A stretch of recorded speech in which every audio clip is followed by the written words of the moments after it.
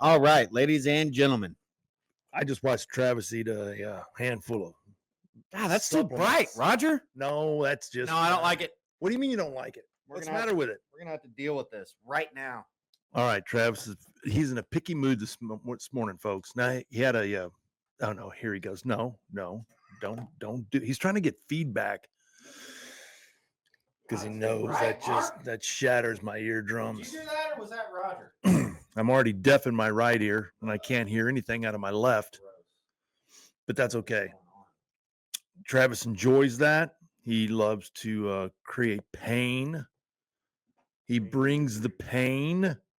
That's why they call him Big T. There's some other reasons why we call him Big T. Yeah. But I don't know what he's doing right now. He's messing with the lights, and he really enjoys. We're doing it live. We're doing it live. I don't. It sucks. He took a handful of vitamins earlier, and I was like, man, I hope you don't choke on those right before we go live, because then you're going to be on the deck. Then I'm going to have to resuscitate you. Is that better? And then that would be great for ratings. I could save your life live on the Defiance Daily Show here with Roberts and Pruitt. And Mark, would you like some breakfast? No, I'm good. You already had a big chorizo taco, and you ready? It's safe this one. It's just oatmeal. What is? It's just oatmeal this time. What is that? It's just oatmeal. Look, it's maple and brown sugar. Hey, folks. What do y'all think? Maple and brown sugar with protein. Oh, God, gee, many baby, dude. I just ate chorizo. You know what was missing? The Vienna sauce. My libbies. Libby. My libbies. My Lucy libbies. Want one? No. One comment and Mark will eat one. Nope. No, Mark ain't eating one. He ain't doing it. I ate a lizard once, but I'm not eating a Vienna sausage. You ate a lizard and you won't eat a... Yeah, I ate a live lizard. You won't eat some wing? No. Those things Let's just open it all the way. No, those things are freaking nasty. You thought I was being nice and just giving you oatmeal? Did they used to be bigger? Why does it seem like all food... Oh, damn, it just splashed all on you. Do you want to lick the lid? No. Look at the jelly, like, yeah, the congealed chicken broth jelly. You know, I actually left the can in here from last week's show, and I wanted to keep it in here. It was too foul. They had like a, you know, they didn't even spoil. Look like something magical. Are you surprised? Something magical about Libby's. You've seen those McDonald's hamburgers that they leave out for 5 years. Oh yeah, don't the ants? And the ants don't even nothing touches them. They don't eat 'em. Nothing, but we eat them. No. Hungry? No. For some reason. Do you want to hear me smack on one? When I was a kid, and we ate garbage like that, were they bigger, or was it just because I was smaller? They appeared to be. It seems like all the food is shrunk. Probably. Look, dude, we got 3 comments for you to eat it. You have to appeal to the audience. I want to know who the losers are. Whoa. Want me to eat a Vienna Lisa sausage. messaged us this morning. She's having a tough time, dude. We are producing a lot of books. We're doing migrations. Do it for Lisa. If you care about Lisa, you'd eat one. I care about Lisa. He doesn't care about you, Lisa. I really do. You see that? He does not care. I would do just about anything, but I'm not going to eat a Vienna I think I got to sausage. reassess what we're doing here now. No, we're talking about sacrificing, and this is Memorial Day weekend. There it is. Eat it. No, God, no. You're hurting my core.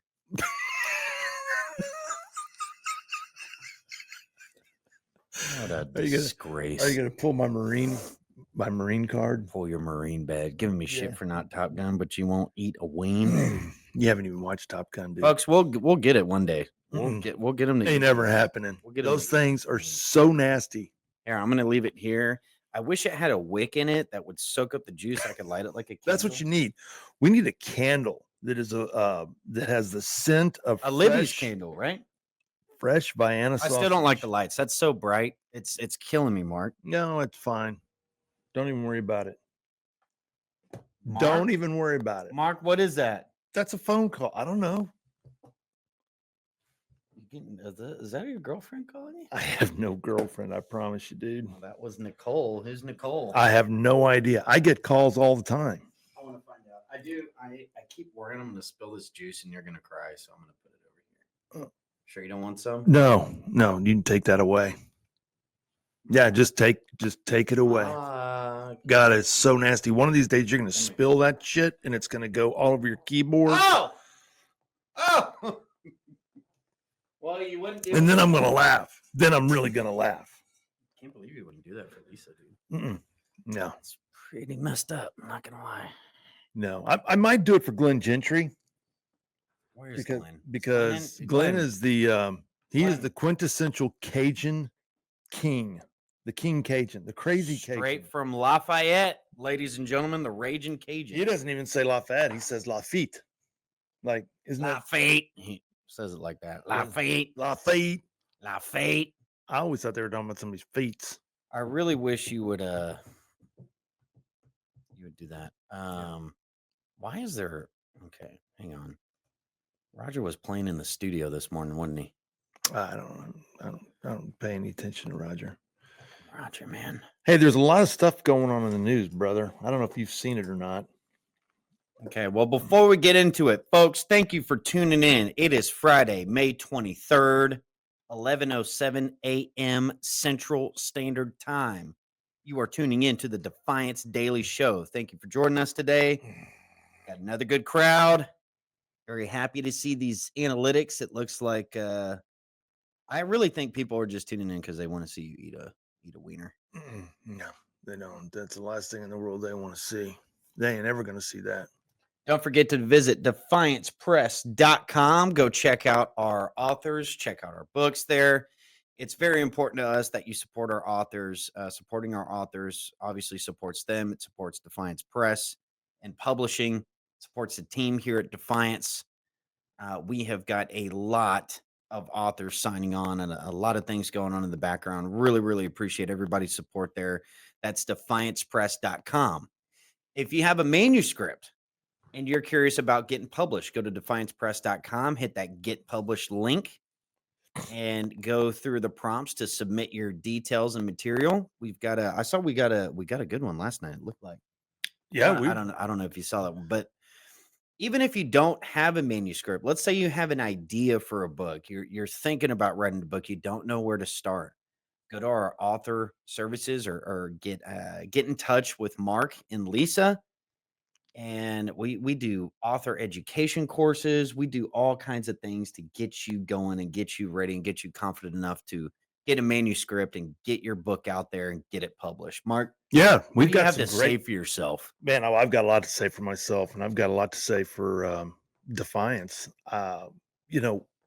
Most of the authors that come on board here are first-time authors. They've never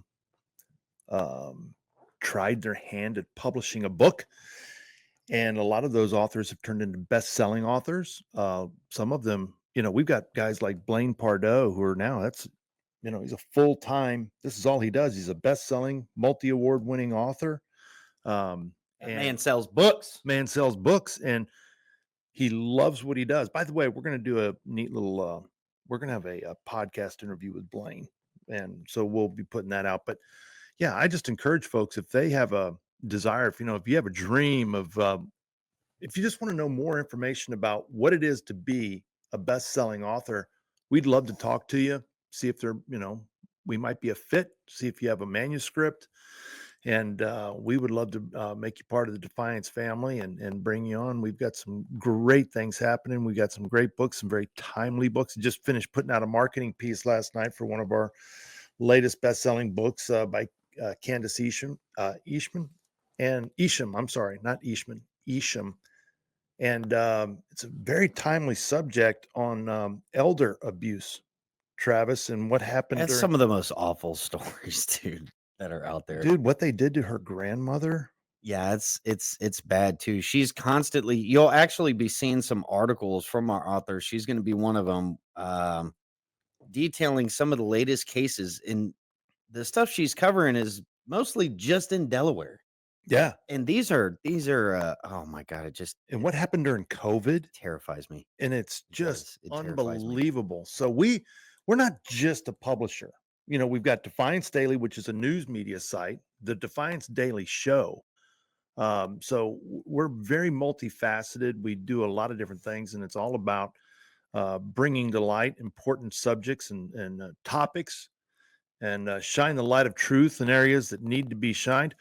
And, you know, I think one of the unique things we do, Travis, is we don't just talk about what issues are going on or what the problems are, but we're about solutions. We like to talk about, okay, well, we know what the problems are. What are we going to do about it? What are you gonna do about it? Oh, dude, I've got all. Listen, No, don't don't what? don't do it. Don't what?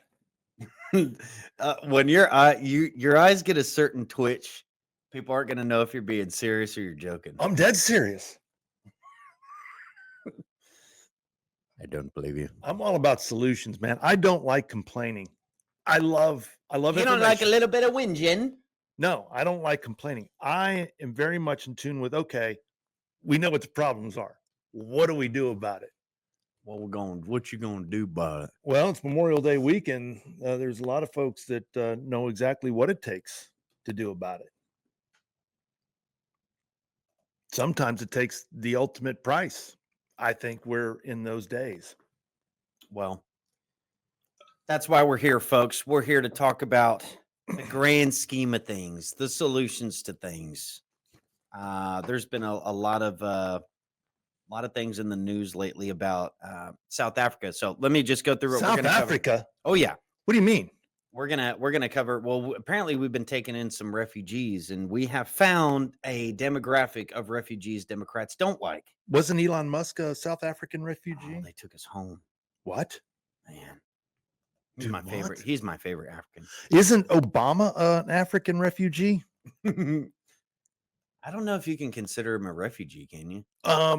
Well, wasn't he born in Kenya? CIA asset. Hey, Travis, you know, here's another thing, just on that topic, because whatever, you brought it up. Defiance Press and Publishing is the sole owner. We own the rights. Well, Sheriff Joe Arpaio did the investigation that exposed the Obama birth certificate as totally fake.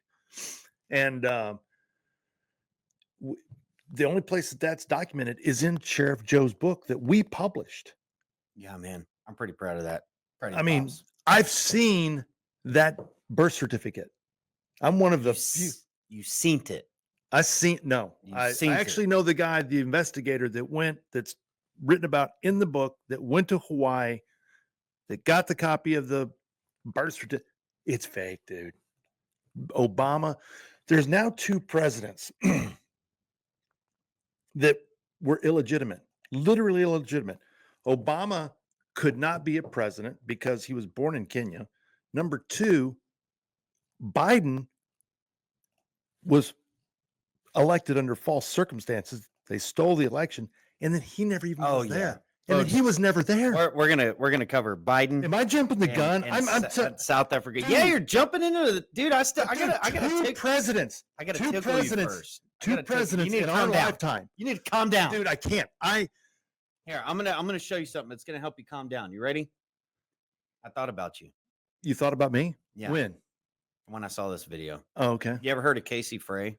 I've never heard of Casey Frey. You're gonna love him today. Okay, why is that? Why? This one's for you, Mark. Where's the volume? I don't know, but why am I? Oh, wait. Start it over. Why do you say? Here you go, Mark.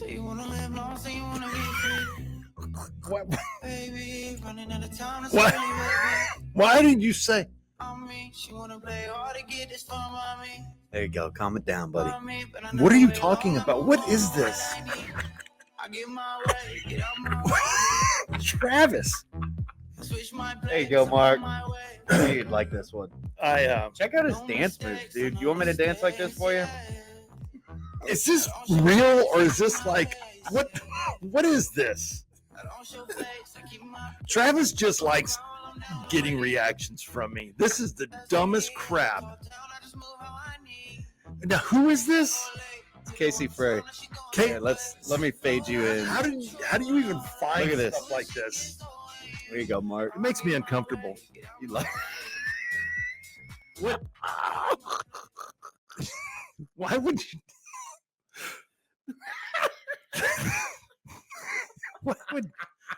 What would make you think of me? You're welcome. Oh God. Okay. Dude, I was getting on a roll about, fake presidents and Biden and I had to put Obama it into that. Dude, I know, You're but I'm you're just getting like, low. You're getting. Oh, I don't want to show that one. you don't want to show which one? What now? What after that? What do you not want to show? I mean, what? You remember when I sent you this one?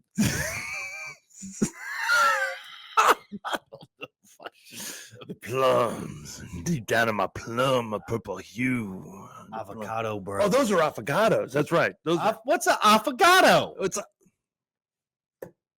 I don't know, Travis. I'm at a loss, All right. bro. So this one was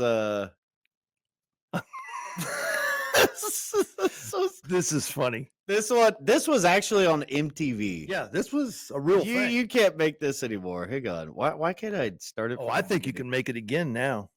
You think so? Oh yeah, because of the fatigue. Yeah, there's some fatigue going on. I'm gonna show this one. I'll do it. You got to show it. This is great. I got to do it. Yeah, this is from back in the day, man. This is back from my high school days.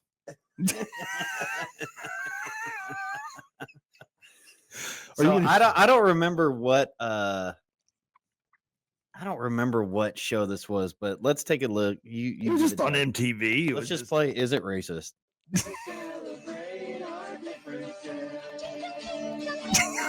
The Teen Chunk Teen.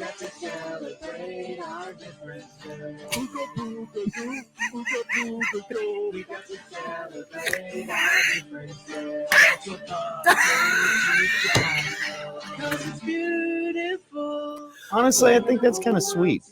Oh. Ching chong ching chong ching ching chong ching chong ching. I thought that was pretty sweet. That's good stuff. You got to admit that's good. Isn't it better when we laugh at ourselves? Yeah, I think so. I think it's better. I think so. I think it's much better when we laugh at ourselves. It makes the world a better place. It makes the world a much better place. We gotta celebrate our differences. As long as we're in different neighborhoods, right? So I found another video that made me think about you. You think? Remember one thing? Oh, I saw this one. I sent this to you. And that's You did? Yes. Oh, so Mark was already. Daddy's gonna get what he wants. Yes, I sent this to you. No, he didn't. Yes, I did. Quit taking credit. You ought to remember one thing about me. What is wrong with And this that's- country, dude? Daddy's gonna get what he wants. Daddy's gonna get what he wants. Okay, I can't. love that. I can't. What's the matter? No, it's good. It's good. It's good. It's No, not I'm that's not fine. satanic at all, is it? That's just, Is it? just so weird. Dude, it needs an exorcism. It's just so weird. Oh man. Let me. I gotta preview these before. What the hell? That's so cool. Jesus. All right. Hey, that's a good one. Hey. That's a good one. So apparently there's this TikTok trend going around where Okay. couples will they'll do some pose and they'll strike down on the floor and then they'll turn into some cool animal. Have you and Brittany done one? No, not yet, but we Are- should. I think Why I don't think you we do should one? I think you should do one. I was thinking maybe I'd be a llama. I think a llama would be cool. This group did a panther. This one's really good. Check this out. Whoa, look at that. Cool. This guy. Oh, what? Oh, Jesus! What the? Oh boy! Why would you pick a llama? Is that what Brittany wants to do? I mean, like, No, I just feel like that's is that llama. kind of how you roll? Like a llama, not a I camel? feel like I look like a llama. You think you look like a llama? Yeah. I think maybe an emu. I'm really trying to help Lisa out today. Are you really? Told her I'd make her giggle, so I'm just gonna abuse you. Here, let me dip this in the Hey. Vienna water and Hey, we. I'd never hurt you, Mark. You know, I know you. I know you. you know I leg. I know you. I know my you, leg. bro. I know, man. It's all good. Yeah, you did promise you'd make Lisa laugh. I don't know. Does that kind of stuff make her laugh? Is she slapstick funny, or is she more like? I don't know. I try to some of the stuff I show. Well, she don't. You either in step with our sense of humor, or you just ain't. You either like it, or you don't. What does your wife find funny about you? What do you do if you need to make your wife laugh? What would you do? And I'm not talking about like taking your pants off. Yeah, she usually giggles really hard when I do that. Yeah, but, not taking your pants off because we can't do that here. What I if don't you know. if you wanted to Usually, cheer her up? I have a tendency of making joking and funny remarks about serious stuff. Okay. She loves a good set of sarcasm. Oh, okay. She does like the characters. Does she really? Does She she loves like? the Does she like characters. Dr. Gracist? Yeah, but What's her favorite character that you do? It's Not the male prostitute. Not no, that one, not the that. gigolo. It's a Not Travis the gigolo. they're all the characters are born out of something that's happening around the house. It'd be too long to explain it, but her favorite one at the house is Consuela. Consuela. Yeah, she's our maid / nanny. Is this a made up We character? or is don't this- throw trash anywhere but on the floor because Consuela will come run in there and she will pick it up. Okay. We do not clean our dishes. Consuela in there. We pay her $1 a day. If she's lucky, she can eat some dog food. So this is an illegal. And she sleeps in the laundry room. And her name is Consuela. That sounds so awesome. Does she live in fear of The ice? joke is I'm Consuela. That's kind of the joke. okay. That's kind of the joke. You know what I'm saying? So do you have to dress in drag to pull that off? No. Why are you? Because I noticed you do a lot of. Mark, what are you doing? Well, Dr. Gracist is a woman. Yeah, but I'm not Consuela. Dr. Gracis. Dr. Gracis is a real human being. Matter of fact, that might be a HR violation if you talk about our guests. Like, what are you trying to say? That Dr. Gracis is a Well, she is hairy. She's got a lot. Roger, what do you think about Dr.? He just left the room when we brought her up. Do you see that? Well, you know why. He puckered his cheeks. Well, you know why. Man, something happened to him. Something happened. Something happened to Roger. Mhm. But we're not scared of it. Anyway, I like when you do Dr. Gracist. It's really funny. I don't know why we don't do more. She likes the hey man, you don't just give away gold bars, do you? You gotta savor them out. You gotta be tight with them. Okay. Or Consuela will come along and take those. Whoa, was that Take what? Oh, the the gold bars. No, Mr. Travis. Please, give me more than $1 tonight, please. Travis, you're horrible. Oh my God. I got more videos for you guys. Well, really, it's like I get these videos teed up, but they're for you. They're for me, aren't they? They're for you. Okay. Well, I feel good. I feel special about I've been that. looking up videos about marriage. This one made me think about my dad a little bit because, I miss him. And sometimes, marriage can be so much fun. And he had some good advice a lot of the times. But this kid asked his dad for some marital advice. And I thought this was interesting. Let's take a look. Okay. Dad, what is it like being married? Not right now. I'm busy. Oh, okay. Oh, wait, don't go away. What? What do you mean? You just told me to leave. No, don't ignore me. Now apologize. Apologize for what? That's marriage. You know what it's like to be married. There you go. That's Kevin Sorbo. That's Hercules. That's Hercules. Hercules. What did you hear the laughing? Hercules. Is there a video playing? No. Hmm. I do like the what was that Eddie Murphy movie? The Nutty Professor, the dinner scene with the family. Huckley, my little Huckley, my little Huckley. Oh, I did. I love the granny. I did the Christopher Walken, didn't I? Cletus, you're gonna walk down here. No, what she said, you're gonna walk down here, but you're gonna butter not between the crack of your your ass. ass. you're gonna walk down here, but you're gonna limp back. Man, Eddie Murphy. What happened to him, man? I think he just took his money and just I think you know what, it is interesting. You don't hear really any stories about him being attached. He to might any be of this. he might be too conservative. He might be clean. And all you got to be conservative these days is, stay away from the Diddy stuff. believe in biology and stuff like Right. Yeah. I think maybe that. there's Party of science. Yeah.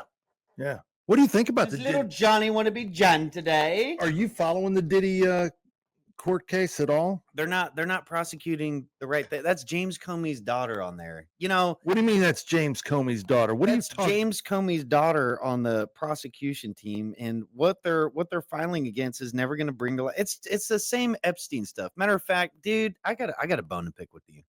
With me? Yeah, What did I do? I do. But before we do that, why the long face? Why the long face?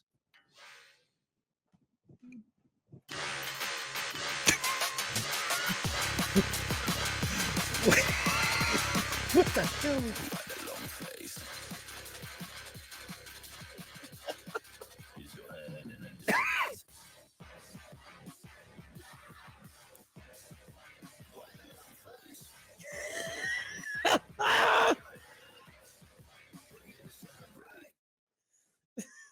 I thought that was really good. That really pumped me up. Now I'm ready for the show. I think that is there might be a generation gap there because I didn't get any of that. That didn't. I don't care. I mean, compared to what you normally bring, that one pretty much sucked. Because normally You know what, Mark? Normally- you know what? I got a normally- bone to pick with you because you can't run from this. What are you Right? talking about? You and Dan Bongino. What? You told me Dan Bongino was just he's the man. Are you talking about the Epstein? He is the man, right? Hey, look, You and Dan freaking Bongino, dude. now, hang on. I Dan know what you're. Bongino. Listen, are you saying that I'm not disappointed? I believed in him because of you. Well, no, hang on. We got to figure out. Listen, I'm blaming you. I Jeffrey Epstein, all this stuff, it's your fault. You just make me sick. I've never been to Epstein Island. How do I know that? Because you're the 'Cause one I'm that not told on the me to list. Follow. You never told me to. You told me to follow Dan Bongino. Now look at us. Well, Now look at me.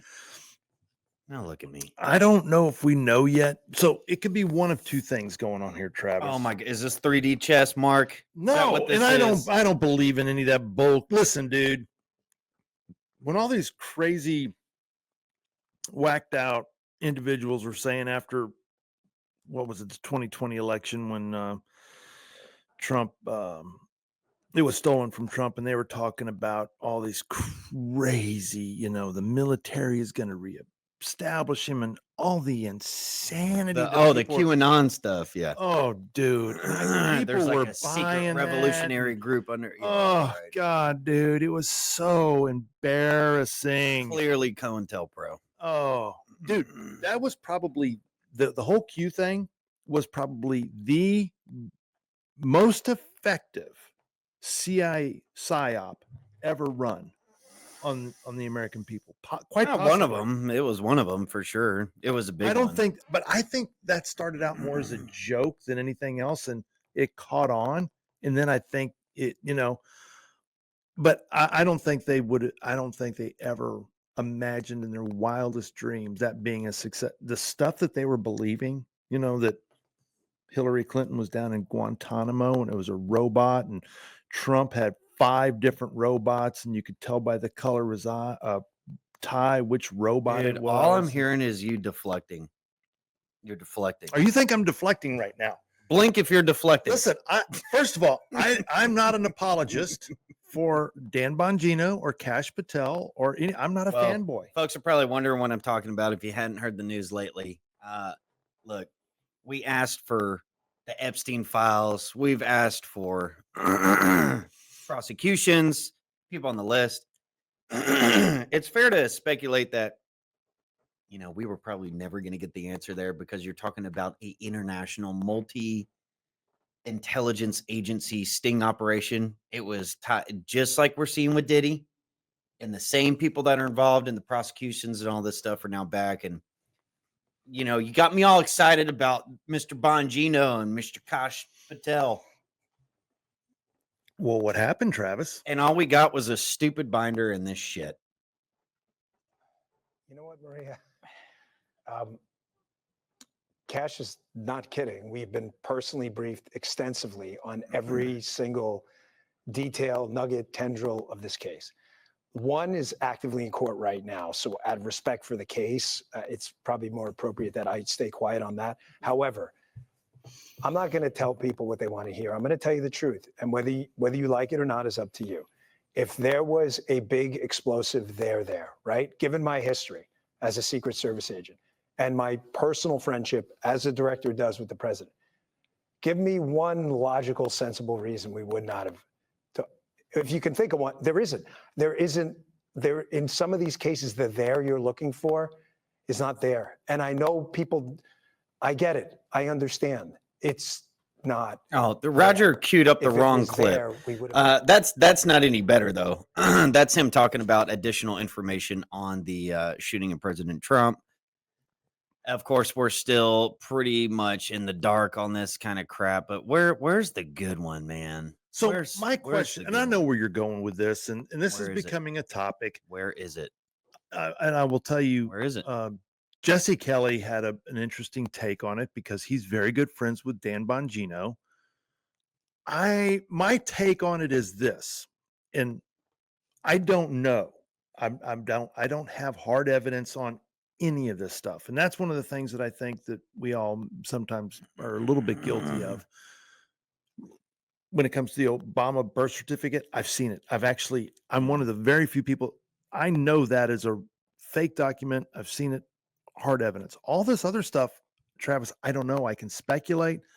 Do I personally think, based on the evidence that we do know, do I think Epstein killed himself in that? No, I don't.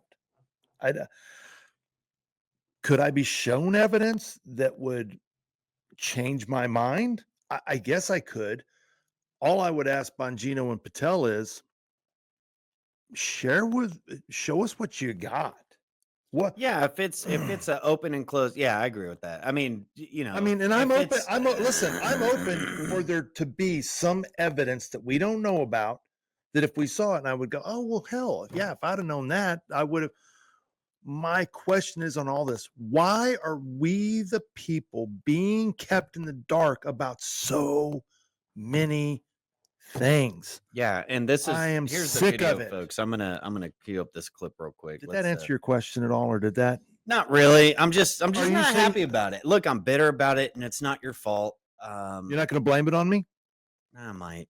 You're going to blame it on me. You might have turned off those video cameras at that police. I mean, you might have been the down there at the jail. You're an ex-cop. Yeah. Oh, bro. Houston cop. Oh, now you see it now. Okay, in my last name Pruitt, R. What number in the alphabet is R? I don't know, Mark. Come on now. Which one? I don't know. Think about it. I don't want to count. All right. Now that we know that's R, it's what, 17 in the alphabet? What number is 17 based on the lunar landing in 1969? Oh, God. See? Well, P, I mean, you have P in your name. I know, and I've got P in the name. Epstein which is had P in his name. Thank you. He also had an I in his last name. I knew it. Which that's the fourth letter in my last name. Illuminati. I can't believe this. See that? You didn't even know, did you? I don't know how to go. Listen, on man, with I the got show today. I got 14. I got 14 Q drops this morning in my inbox. Folks, here's the video of Kash Patel and Dan Bongino. Y'all take a look for yourself. If you haven't seen it yet, this is incredible. Okay. You said Jeffrey Epstein committed suicide. People don't believe it. Well, I mean, listen, they have a right to their opinion, but as someone who has worked as a public defender, as a prosecutor, who's been in that prison system, who's been in the Metropolitan Detention Center, who's been in segregated housing, you know a suicide when you see one, and that's what that was. He killed himself. Again, you want me to? I've seen the whole file. He killed himself. I know it's hard work. You said Jeffrey. Just Epstein look at the committed body suicide. language. Just pay People don't attention to these believe it. guys. Well, I mean, listen, they have a right to their opinion, but as someone who has worked as a public defender, as a prosecutor, who's been in that prison system, who's been in the Metropolitan Detention Center, who's been in segregated housing, you know a suicide when you see one, and that's what that was. He killed himself. What do you think, Travis? I want to hear from you. I know what you, I know we're in the line. We don't believe Epstein killed himself. I mean, but look, what is your take we on it? know that something went down to think that Epstein killed himself. There's also speculation, and honestly, I'm not far off from that. You know, if you look at the we all got the picture of the gurney being wheeled out of the prison. We all got images of Epstein there. People have looked at. I remember the first thing I did was look at his ears, and just thought, man, like, how do you know the level of lies we're being fed? You know, you're talking about a very international deep level operation, cameras in every bedroom. We're seeing the same thing with the Diddy case. Okay. All the different intel about him being a Fed, about P. Diddy being a Fed. You know, these are criminal operations, and I think they're meant to be protected at all costs. So I don't know what to think of Kosh and Dan Bongino up there saying, yeah, he killed himself. We reviewed the evidence. It doesn't answer the questions about why were the security footage off? Why did they move the guy from the cell? How did somebody on suicide watch still end up committing suicide? There's still basic questions that aren't even being answered. We're just fed this shit, and that's supposed to be it. So you're talking about losing more confidence into these supposed institutions that are meant to protect us, like the FBI. And, you know, we get excited. It's the same thing with Doge. You know, there's the GOP is once again showing its true colors, that yellow belly shit, not codifying his program, not getting some of the cuts and everything legislated and brought to the floor. I mean, it's just the same old shit. So it's a must be agenda. I think there's still actors out there that's similar to Jeffrey Epstein that are still doing the same thing. And these intelligence agencies and whatever files that they reviewed, oh yeah, dude, they're gonna give you either. It's just hard for me to believe that you look at that file and say, okay, yeah, for sure, he killed himself with no assistance. I mean, you know, at a minimum, even if you believe the suicide story, the camera's going down, the cellmate being moved, the guard that got reprimanded, The guards that fell asleep. I mean, Guards, plural. come on. You know, there's awful people in prison, and there was also, well, he was a big scandalous figure, so maybe they wanted him dead. You know, he got what he was due to him. There's people like that all over every prison system that were actually doing more horrific things than Epstein. Those guys aren't disappearing off the face of the planet. I truly believe that there are people way worse than Epstein doing way worse than this. Absolutely. And we have no idea who they are. Absolutely. It's The only only a big reason we scandal because know- he got away with a bunch of it. Okay. The only reason we know about Epstein is because the people that are in charge want us to know about Epstein. Yeah. Well, you know, Are- it goes all the way back to, I remember 2006, 7, and 8 when his name got brought up. Nobody wanted to talk about that then. The mainstream media wouldn't pick it up. It was just only Alex Jones. That was it. And Alan Watt, I remember at that time. They talked about these organizations and these different intelligence agencies that were involved in this kind of thing. Are Dan Bongino and Kash Patel, how compromised are people? You know, the whole thing behind Epstein's program was a blackmail operation. So how bad is it? how compromised are these agencies and the people that are running them? Is the level of sophistication for controlled opposition that well? Yeah, I tend to believe it now. Does What that would mean they- everybody's compromised in some kind of way? They may not know they're compromised. I mean, that video right there, something else is going on. And I agree. Pam Bondi was in Florida when Epstein was being prosecuted. I think she was the AG in Florida at that time, and then now she magically gets this position. And I don't like watching her run around on Fox News and do these kinds of interviews, and it's just very unbecoming. It's not a serious look. So it goes back to the conversation we had with Stuart Rhodes. Like, do you keep these organizations like the FBI? And it's no. The biggest thing is there's no convictions of any of Epstein's clients. You know, is it going to take a while? Is it going to do that? I mean, I pretty much like if that's the take they're going to have on the suicide, fine. But let's see, what about the convictions and the people that were involved? Is there still efforts to go after that? Is it going to take 3-4 years and then Trump's gone and then it just goes away? It's hard to take parts of this administration serious when you have statements like that come out from them. Can I ask a Why question? even say anything is my thing. Like if like maybe just maybe say something. I don't know. I'm not in those positions, so it's easy for me to armchair it from where I'm at. Why not show us the evidence? That's the big thing. All it Why- does is it just opens up. All we get is more questions. Yes. That's all we get. What is the And- what is the threat to national security Right. by opening up all the files on how he died? What is the threat Probably to because it's ongoing. There's still operations like this that are happening. There still is, and people speculate that Mossad has a big role in it. I have no doubt that they do. Mossad's in the middle of And it. dude. whether no matter what you think about Israel, I mean that is a foreign government that is deeply meddled in our politicians, in our process of government. And it's a big no-no to talk about that kind of stuff. That's Which is- weird. Hey, That's weird. I hate my own government. Alpha You gonna Tonkin. tell me I can't hate another country's government? Well, and it's like the whole idea is like, why do we?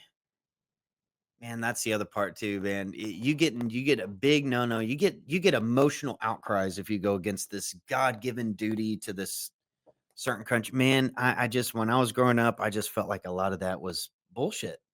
I think you can get played by it. I think you can definitely get played by it. And you look at was it the Gulf of Tonkin?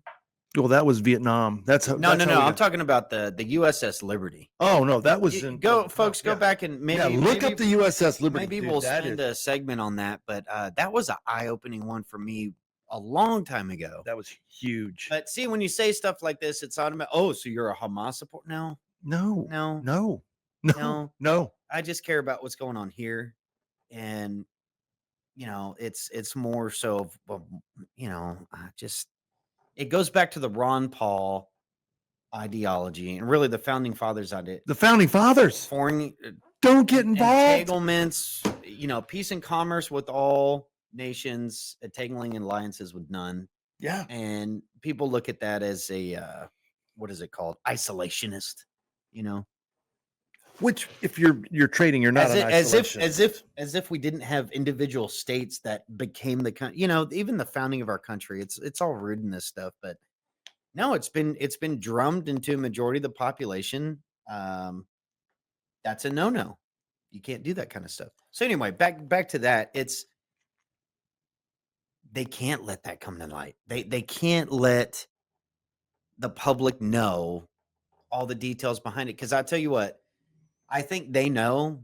Instead of coming out and saying that, just hey, take our word for it, but we're not going to release anything to it. They release the information they see. More questions will come. That's all that's going to come from it. All we get is more questions. We are mushrooms. All right. We stay in the dark and they just feed us shit. and we just keep consuming it. And that's how it goes, man. So what's We're the seeing it. solution? Because you know me, I'm solution oriented. Well, the solution to that is number one, if you can't trust an agency that's been around for that long and has a history of doing it, you close it down for one. Why don't they do it? The other solution is, how long do you keep caring about these national issues like this that it's obvious nothing's going to happen? So what do? Where do you turn your focus? You turn your focus locally. You turn your focus to your state. You try to get your hands wrapped around what you control because everybody's paying attention to the federal side of things, and it's out of control. It's gone. The country's gone. America It's is gone. dead. It's gone. It's dead. The republic is And dead. that right there is a great example of it. Now, it's not to say, you don't love American. No. Guys, this governmental structure and all this shit, it's gone. It's gone. It's gone. And it's not to be pessimistic about it. So there's a solution. Turn your focus. Your immediate vicinity is your sheriff. That should always be the key part that I think people should focus on. But voting for people on a federal level, the demands need to be and the standards need to be higher. They need to be more hardcore. Why do we pay property? All right, I'm going to go on a rant here for a second.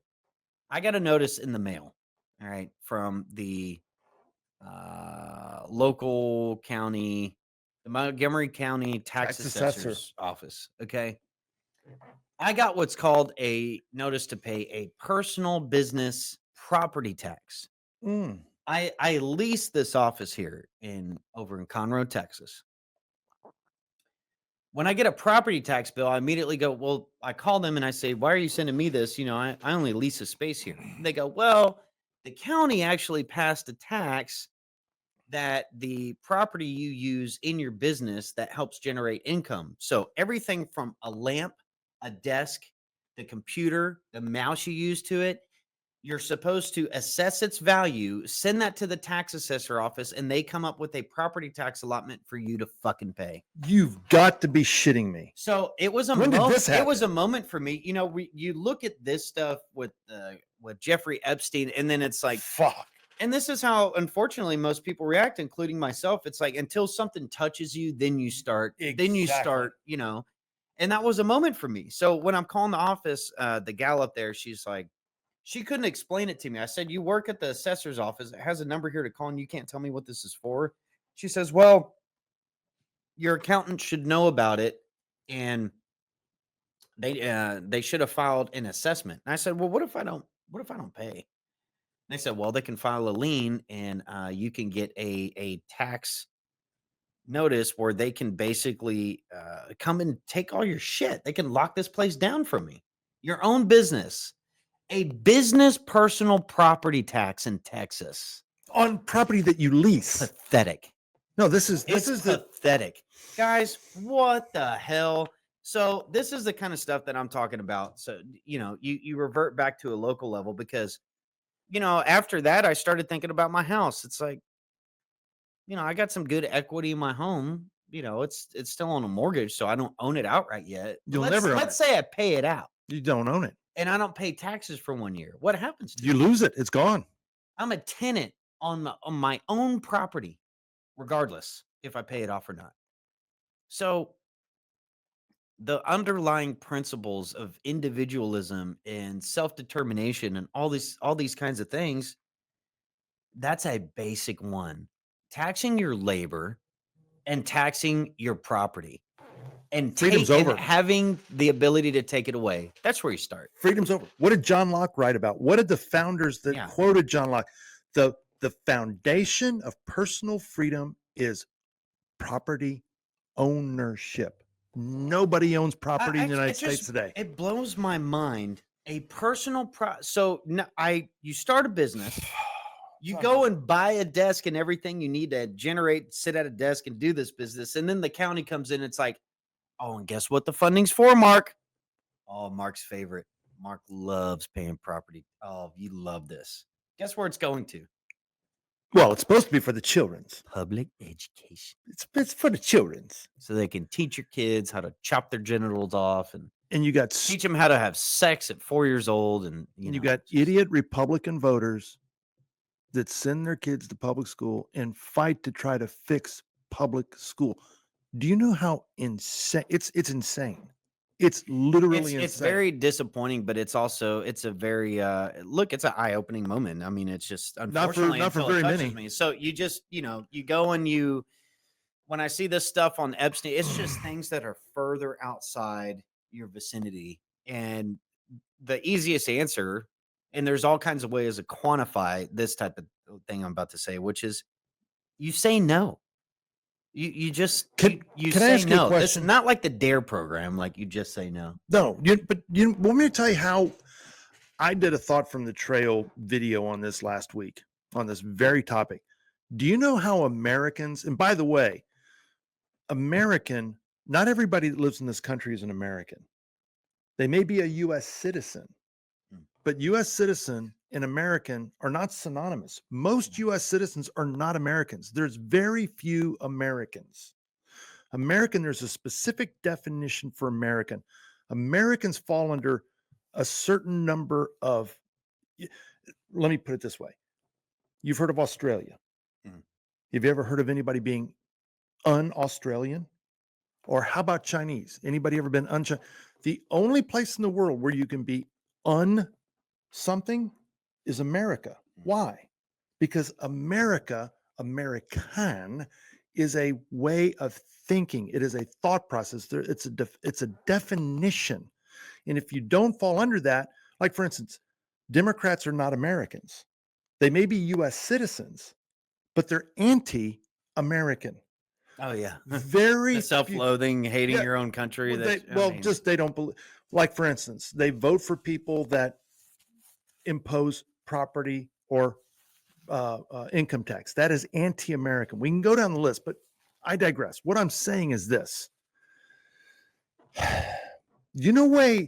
The founders founded America with, first of all, the court system, the justice system, which we don't have anymore. The justice system is gone, but the justice system wasn't for having a cop on every corner.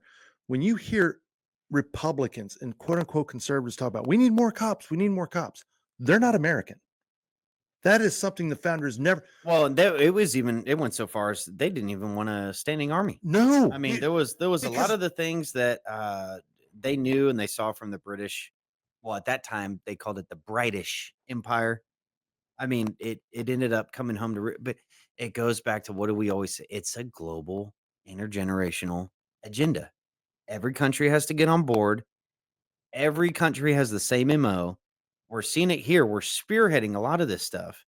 And there's no countries anymore. How did we used to handle when we had government officials that were out of control, imposing laws on us that were unconstitutional? How did we used to handle it 150 years ago? Oh, dude, there used to be duels. There was no.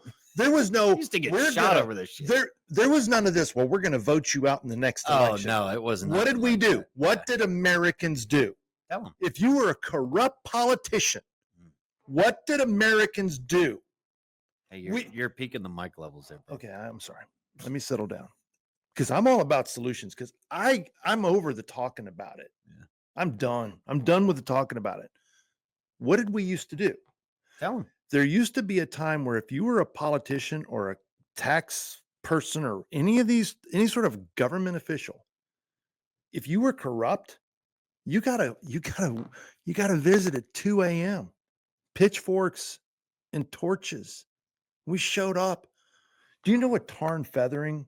Oh yeah. What is tar and feathering? A lot of people think that was some kind of like almost like a joke, like a joke you would do. You're in gonna be college. tarred and feathered. Be Yep. tar- Do you know how violent tar and feather? Did you know That's that some most black tar poured on? That's some hardcore shit, dude. most people didn't survive it? No.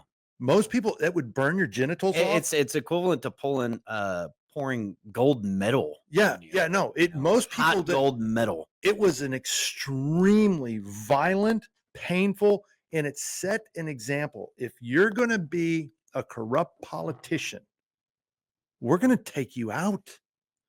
And the reason why politicians do what they do today, the reason why they can just sit there and go, hey, first of all, Travis, let me ask you, how easy is it for a business to make money?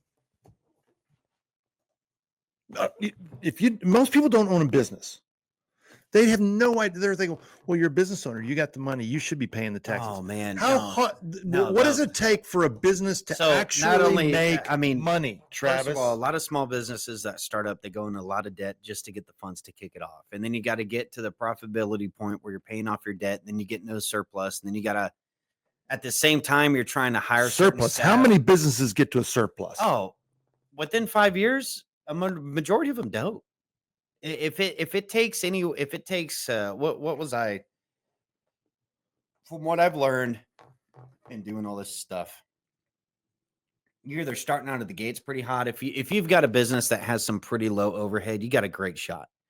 Part of the main bread and butter I do as a consultant, I love doing it. I love doing it. It's all based on performance and what I can do. The cost to do it with, you got to have certain levels of insurance. You got to have now you got to pay personal property tax on your desk. I've never heard of anything like that before, Travis. That's they will come unbelievable. up with anything to tax it for you. Now you also got to sign clients. You got to market. You got to put yourself out there. It's not easy stuff. And by the way, if it doesn't work out, you lose everything. People don't understand this about business owners. Your asset, the things that are leveraged, if things fail, you're putting up your house, your cars, your assets. Things can get seized. So the pressure for business owners to succeed, it's not like, oh, you can just hang it up and go home. Most people that start small business, they don't take a salary out for at least 3 years. Most of them don't. Most of them don't. So this whole idea around, when businesses do become successful and they start raking in the majority of the dough, well, you're the owner. You took all the risk. Okay. You lose your job, you go find another one. You lose your business, you lose your ass. You're homeless like that. And the That's it. government at any time just comes in, some peon, some Oh. elected official comes along and they're saying, no, you got to pay the. Here's my point, Travis, is this. The reason why elected officials are corrupt today, the reason why you get a note that says you owe is because we're a bunch of pathetic loser pussies in this country. We could fix all of this overnight. Yeah.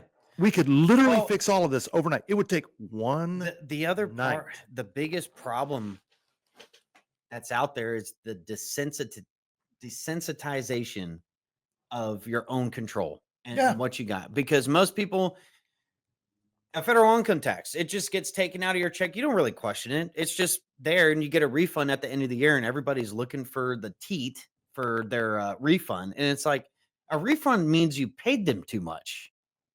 It's an overpayment. When you go and you get a ticket, They got an and interest-free somebody loan. else with a cop car, it's all about perception, right? Oh my God. If I tried to run up on, let's say I was driving a car and I just started driving on someone's ass and I was telling them to pull over. Hey, you're going too fast. Pay me some money. It's like, that's extortion, but put some blue and red lights on it, put a badge on it. Guess what? It's the law, baby. It's the law. Couldn't do that anywhere else as a private citizen, but we've been trained and domesticated into Where were we trained, Travis? Where were we trained? public school culture. What is it? No, it's Bertrand public Russell everything. said Public diet, school. injections, and injunctions. The injunctions he's talking about is school and culture. It's the same Public thing. school. Public school. And we fund it. So I get to fund all these fun things. And then, I'm sitting around, which means that I missed somebody coming up to my office with the little tax book to come and look at all my stuff in here, write it down and assess their own value and give me a tax bill based on that. That's so wrong on so many levels. That is theft. That's mafia. That's mafia shit. That's mafia shit. And there's only one way to deal with it.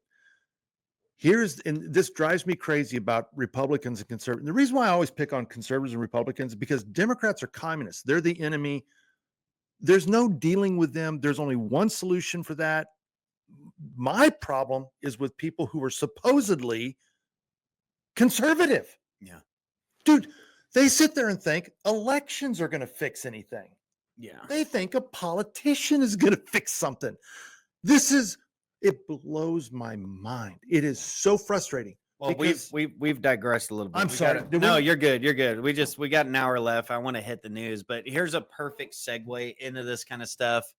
So Joe Biden has been diagnosed suddenly 2 days before Jake Tapper's book on Biden's health decline cover up got released with prostate cancer. It's terminal. He's only got at any minute now.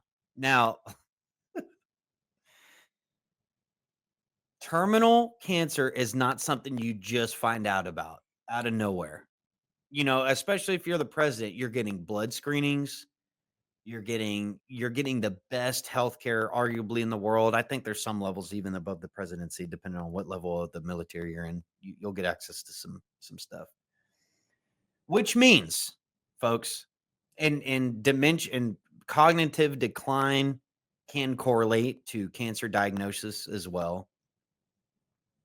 And I think we got to hand it to. So this was. Let me show you guys a picture, and this is a picture of the Biden family when he was announcing that he's stepping away and letting Kamala run things. You can't look at that picture and tell me they did not know that he was dying. Can't tell me. Look at that, dude. Look how somber. It's look like at that picture and tell you that he's dying. That's just, you can look at him and like see it. he looks like death eating a cracker right there, man. Who was running the country? Who was running the country? Let's get into some of the clips and need it some of done. the videos. I need it done. I'll just start blasting through this because Jake Tapper. First, they Biden 2 days before Jake Tapper's book comes out, Biden's diagnosed all of a sudden out of nowhere. And now it's like, oh, well, dude, be easy on him. He's dying. You see, this is so diabolical. The schemes that these people come up with, just it's like they hate both the Democrats and they hate their voting base. They know how stupid we are when it comes to just eating these stories up. So, And it's not just the Democrats. Republicans know this too. yeah, that's what I'm saying. And Republican voters are there too is stupid. most certainly contempt to do this. So I'm going to blast through some of these videos. Let's take a look at some of the news cycle and what's going on here. You're an oncologist, obviously incredibly respected. You believe that it is likely, just for those just tuning in, you believe it is likely if this prostate cancer has spread to the bone that he could have had it for up to a decade, but certainly it's likely. Would it be fair to say it's likely to have had this for at least several years? Oh, more than several years. You don't get prostate cancer. So again, I just want to stop you. So this is not speculation. If you have prostate cancer that is spread to the bone, then he's most certainly, you were saying, had it when he was president of the United States. Oh, yeah. He did not develop it in the last 100, 200 days. He had it while he was president. He probably had it. Yeah, and that's literally what the media is going around and saying it. And basically that now the media is running cover. MSNBC and CNN in particular are running around saying, how could the Biden administration lie? How could they lie to us? Give me a break. You remember those videos when Hillary was running, when she was getting tossed in that van? Oh, God. And they ran cover. It's the same thing, man. Is it any? Okay, let me ask you this. Is there any difference between that and Kosh and Dan? sitting there? Is it the same thing? That's why I like how we segued into this. We didn't even mean to do that. It was actually really good. But is it the same thing, it's Travis? The same It's the thing, same thing. guys. It's the same thing. You're talking about a machine and a structure. This is how it operates. This is how it has for years on end. Let's go through some more media. There's not two teams. It's one team. It's one team. Correct. One team. And Alex, the fact of the fake town hall is not actually the worst part of the story that you report in the book. Yes, other campaigns have used fake town halls. Now, I would say those town halls usually are in addition to real town halls. Joe Biden was doing neither. This fake town hall was in order to film it so they could make it into campaign commercials. They filmed it in Delaware with supporters. But Joe Biden, at this point, this is the spring of 2024, Joe Biden's town hall, which was closed to press, was so bad that campaign officials determined that it was not usable for a campaign commercial. So they took 90 minutes, 2 hours out of the president's day. They filmed an entire town hall and they determined that it was not usable. Now, some people say this was because Joe Biden was incoherent. He could not really articulate his thoughts in a pithy or even semi-normal way. Some people just said like the lighting was bad. That was sort of the two points of view. But the point is, it shows how like what the campaign status was in the spring of 2024 when they were trying to deal with a candidate that wasn't a decline. Wait, someone told you the lighting was bad? That's one of the excuses. You're saying that they spent millions of dollars to stage a town hall? Well, we didn't get the lighting right. That was one of the excuses. I mean, and this comes back to the question of how many people were aware of things like that, but said nothing. And Oh God, it's so rich coming from that media panel. CNN knew about this, man. Come on, dude, you can't. Do you know why they do it, Travis? Yes, I know exactly why they do it. Why do they do it? At all costs. It's a must Because be. we're not going to do anything. Yeah, what? We're not going to do. But here's the other We're part not too. going to do a damn. It's more than thing. It's not. It's more than just not doing anything about it. It's that people still believe the media like this. Now, I think this is gonna slap them across the face. If there's any benefit to this, it's Still not that- going to do anything. Well, I know, and it's not well, gonna especially do the a thing. Democrat side. It's just like COVID, the COVIDians. They don't come back and apologize. A pandemic hits tomorrow, they'll do it all over again to you. Hey, the Democrats at least go out and burn shit down. That's why I don't address the Democrats. I only address No, the that so-called you don't play into conservatives. the agenda's overall game because that's what they want. They want us burning shit down. Conservatives are worthless, 'Cause dude. they'll Republicans come are back worthless. in. That's the kind of rhetoric I don't agree with. It's if they get to a point where we're at each other's throats and we're burning shit down, that's exactly when they're going to come in with the solution. We'll wake up in a new pasture and we will have fomented into it and played their game. You got to play at a higher strategic, intelligent level than what they do because it's part of their plan. In looking at who is controlling this auto pen, because Joe Biden, I mean, he's demonstrating that he doesn't have all the cognitive capabilities they had. That interview was from 2023. Yeah, that's hard evidence. Early in the President Biden's term as president, it clearly shows that he was in significant mental decline.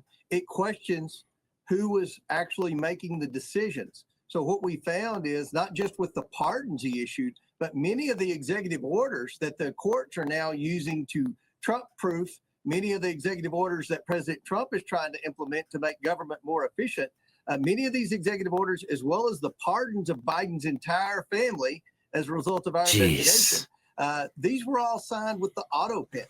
And clearly from that interview, which was many, many months prior to the heavy use of the auto pen, Joe Biden wasn't capable of making decisions. He wasn't coherent. We think we've identified who the staffers are. Jason, you all have done great work with that over at Heritage Oversight.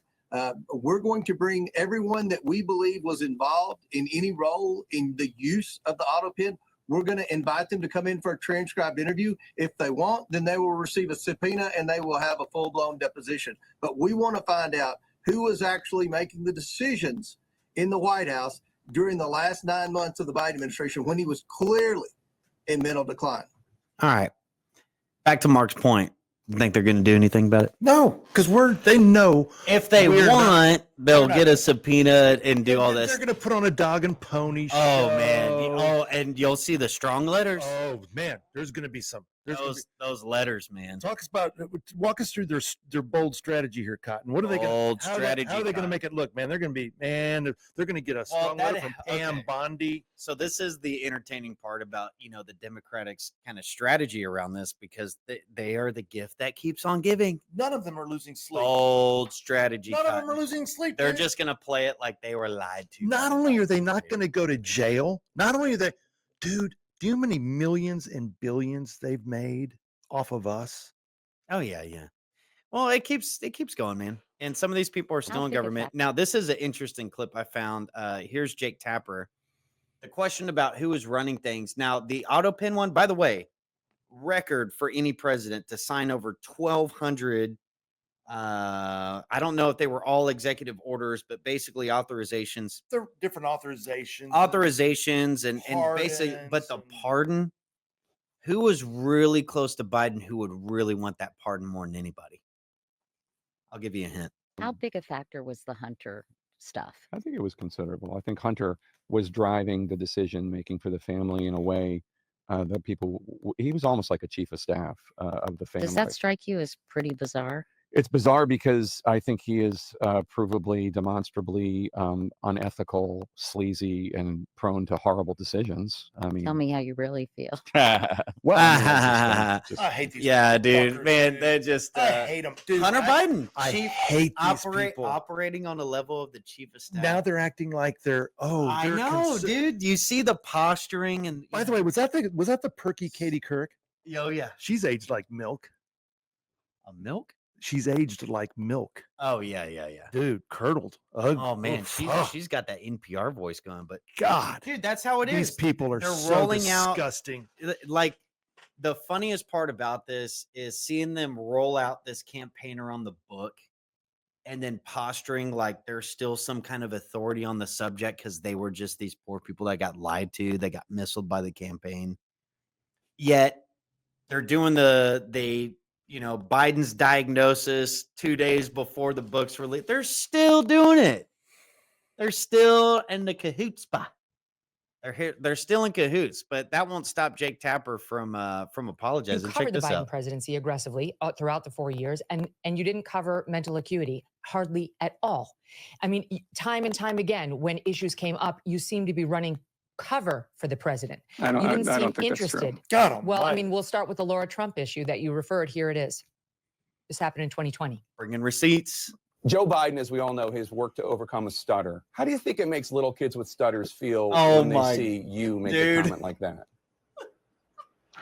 First and foremost, I had no idea that The Joe children. Biden ever suffered from a stutter. I think what we see on stage with Joe Biden, Jake, is very clearly a cognitive decline. Okay. That's what I'm referring to. It makes me uncomfortable. Look at that You are- reaction. You are to watch no, somebody on you have, stage I search can't, for this is so questions. amazing. You're trying to tell me that what I was suggesting was I think that you stuttering. were I had mocking no his stutter. idea, Joe Yeah, Biden. I think you were mocking his stutter, and I think you have I wasn't, absolutely no Jake. standing to diagnose somebody's cognitive decline. And it's very concerning to a lot of people that this could be the leader of the free world. Okay. That is all I'm saying. I genuinely you, feel Laura sorry Trump. for Joe Biden. I appreciate it. I'm sure it was from a place of concern. We all believe that. Laura Trump, thank you so much.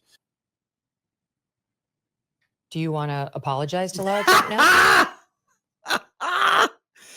Oh man, you can't make up the diabolical nature of these people are snakes, man.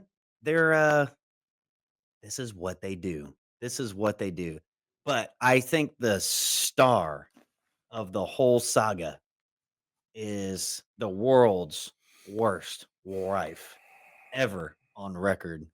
Ladies and gentlemen, Joe Joe, Biden. you did such a great job. You answered every question. You knew all the.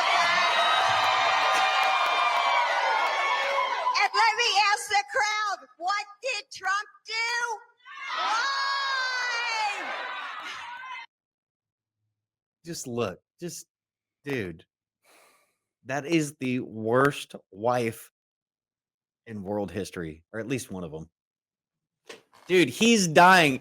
But Joe, you answered all the questions. You wipe your boo-boo bum. You got the toilet paper. You changed your diaper. You think she was feeding them Libby's? Think she was feeding them Libby sausages? Do you want one? Will it make you feel better? Hey, folks, should I give Mark a weenie? Hi, Mom. But wait, there's more. If senior administration officials think that the President of the United States is not able to do his job, then they should invoke the 25th Amendment. Talking I about have Trump. not seen decline. He was sharp. He was on his feet. I saw him. Live event. So the 25th Amendment invoking that was she was talking about Trump. Remember that was that whole ordeal about Trump being unfit for they couldn't impeach him, they couldn't get it out. So let's go to but here they are propping up. It's a weekend at Bernie's in the White House for like the past 4 years. And then now they're coming out now like nothing happened. Mark, what do you think? I think it is extremely sad that the handful of people that should and could be doing something about this very well could. We could. And I include myself in this, as pathetic and unwilling to do what needs to be done that could literally fix all of this in a 24-hour period. The reason why America is dead, and folks, America's dead. There is no America. There is no America. This is not America. And we allowed it. We still allow it. And all these people that talk big and keyboard commandos, and we're so fucking pathetic that we could fix this right now, and we won't do it. Well, I'm sorry. The other part to it is, it's who still watches these news agencies? Lots of people. I think a lot still do, man. A lot still believe them. Because if you ever watch Charlie Kirk when he gets on campus and he's arguing with the students, they're citing the same stuff that's coming out of these mouthpieces. Now, when I say the media is running cover, I think this video is a fresh reminder, Roger, if this is the right one. Let's roll the clip and see if they ever talked about Biden's decline. You probably don't know Joe Biden. It's not just making an issue. Hold on, let me start that over. If you're concerned about Joe Biden's age, you probably don't know Joe Biden. It's not just making an issue of Biden's age. It's lying. It's saying he's senile. It's saying he's demented. Saying he's out of it. Biden is actually in good shape. Right. Mentally, he's quite acute. Any aide who engages with him or reporters, we can see this. The gears of his mind are working. The right-wing media has so fixated on Biden and Biden purportedly having cognitive issues. Russian television has been filled with speculation about President Biden's age, about his mental state of mind. That's an issue pushed by right-wing media, but it's not correct. You know, Republicans on the other side have spent 4 years almost kind of weaponizing Biden's age against him. Trump is not that much younger than him. Biden is just a couple of years older than Donald Trump. Why so much attention on Biden's age? Trump isn't much younger. This whole vein is really, really unseemly. I mean, ageism. I'm going to say quite bluntly, there is some ageism going on here. Yeah, I think there is some ageism going on. Biden's personal physician wrote that he, quote, remains a healthy, vigorous 80-year-old male. He is a healthy, vigorous 80-year-old male. He had a good physical. His doctor says he's vigorous. The reality is nothing like the dystopian picture that the Republicans are trying to paint of this senile, doddering president, and he's as sharp as a tack. Bold strategies, Cotton. Bold strategies. Let's see how far it'll go for him. It is pretty wild while they sit there and gaslight you. Now they come, Jake Tapper's coming out with the co-author. They're crossing their legs on their interview, and they're these official NPR spokespeople. Let's see how good Biden might is. Guys, that means the doctor and the physician's reports that they were putting out were full of shit too. Okay. So going back all the way to the beginning of the conversation around Kash Patel and all this stuff, this is the machine. It's not going to change unless there's some serious shit that would have to go down. And that's really the gist of it. So I don't see that happening. You know, you think back to the 1770s and you think about when those young men and old men, those civilians, those colonists that went out in Lexington, Concord and met the uniformed British, the finest, best trained, best equipped military on the planet. And those colonists said, "Nah, we ain't taking your shit." Yeah. Yeah, Fuck, where is that spirit, man? Where is that? Because I'm telling you, this stuff that we're watching, I'm not exaggerating. It would be fixed in 24 hours. Oh yeah, 24 hours, and all this is done, dude. It's over. You've got a there's some internal aspects to some of this stuff that people on the inside see this stuff. Dude, they're all laughing at us. Everybody, but I'm talking about people that are they're like you and me, man. I don't think they're like some of them could do something. They could, but here's the problem. That's why the Bongino thing It's like hurts an so bad. aggressive cancer. It's so perfected now. It took hundreds of years to get to this point. And it was always the way I always heard it explained to me, and the research I looked at is once that velvet glove is off the iron fist, it's over. And you're seeing that velvet glove slowly come out.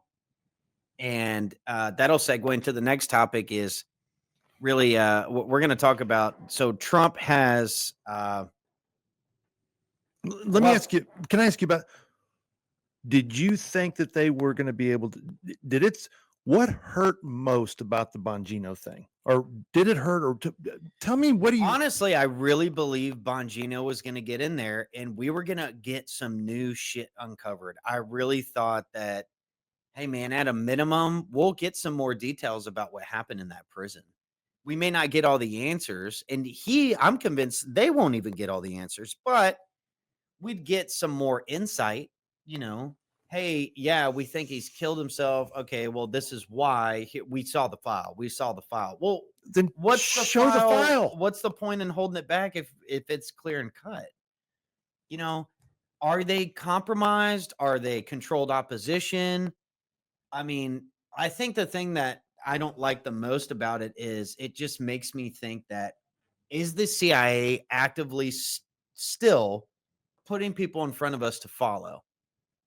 And does it go to someone like Bongino? There's how far does it go? And how much of this shit can you believe? I think that's what kind of sucked the most about it, because dude, I was feeling very optimistic about it initially, but once I saw the binders, then it went down, and then Pam Bondi going around, then it got lower and lower, seeing her making her headway. She's obviously got to play for something in her future. There's still some good things happening. It's not all, doom and gloom, But then you ask, okay, well, they're allowing that. Why are they allowing? Because people say, well, what about this? And I go, okay, well, obviously the powers that be are allowing some things. Well, I'll give you an example. So they were, Kash Patel and Pam Bondi did a conference and they arrested this huge sex trafficking ring. And to me, it's like, there's some heavy operations going on with NGOs and Christian groups and non-Christian groups and just absolute systemic with cooperation and laws being passed from the government to traffic masses of people, not just kids. Even so far as okay, this was something that was interesting. I saw this on the Candace Owens shows when Ian Carroll was, even our shrimp industry. Okay, even the things that get to your plate and your freezer, the things that go on behind it, and why a lot of the stuff is so cheap, guys. It is a this has been a long agenda at work here, and it's not to I'm not trying to just beat you over the head with it, like give up, but the first part is understanding how pervasive it is. If you go to the grocery store and you look at the brands on the shelves there, you see all these different brands and you think, oh, there's all this competition, this free market capitalist kind of stuff. It's not capitalism out there. Every single brand that you're seeing out there, 95% of them are owned by 3 entities, 3 corporations. Now, I do know one big part of the agenda is there's going to be one company that gives you your clothes, it gives you your food, it gives you your internet access, it gives you everything. And it's scary to think that, man, we are pretty much there already. So when you look at the way our government works, actually operates the way a lot of other governments in the world work. It's not special. Our government is not a special structure.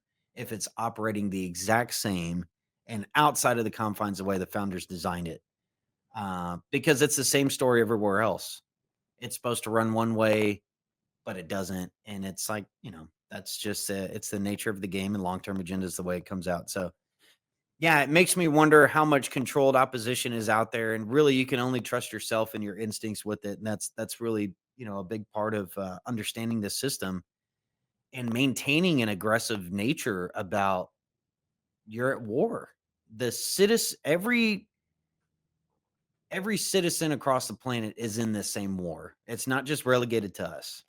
It's a war against humanity. It's a war against all of us.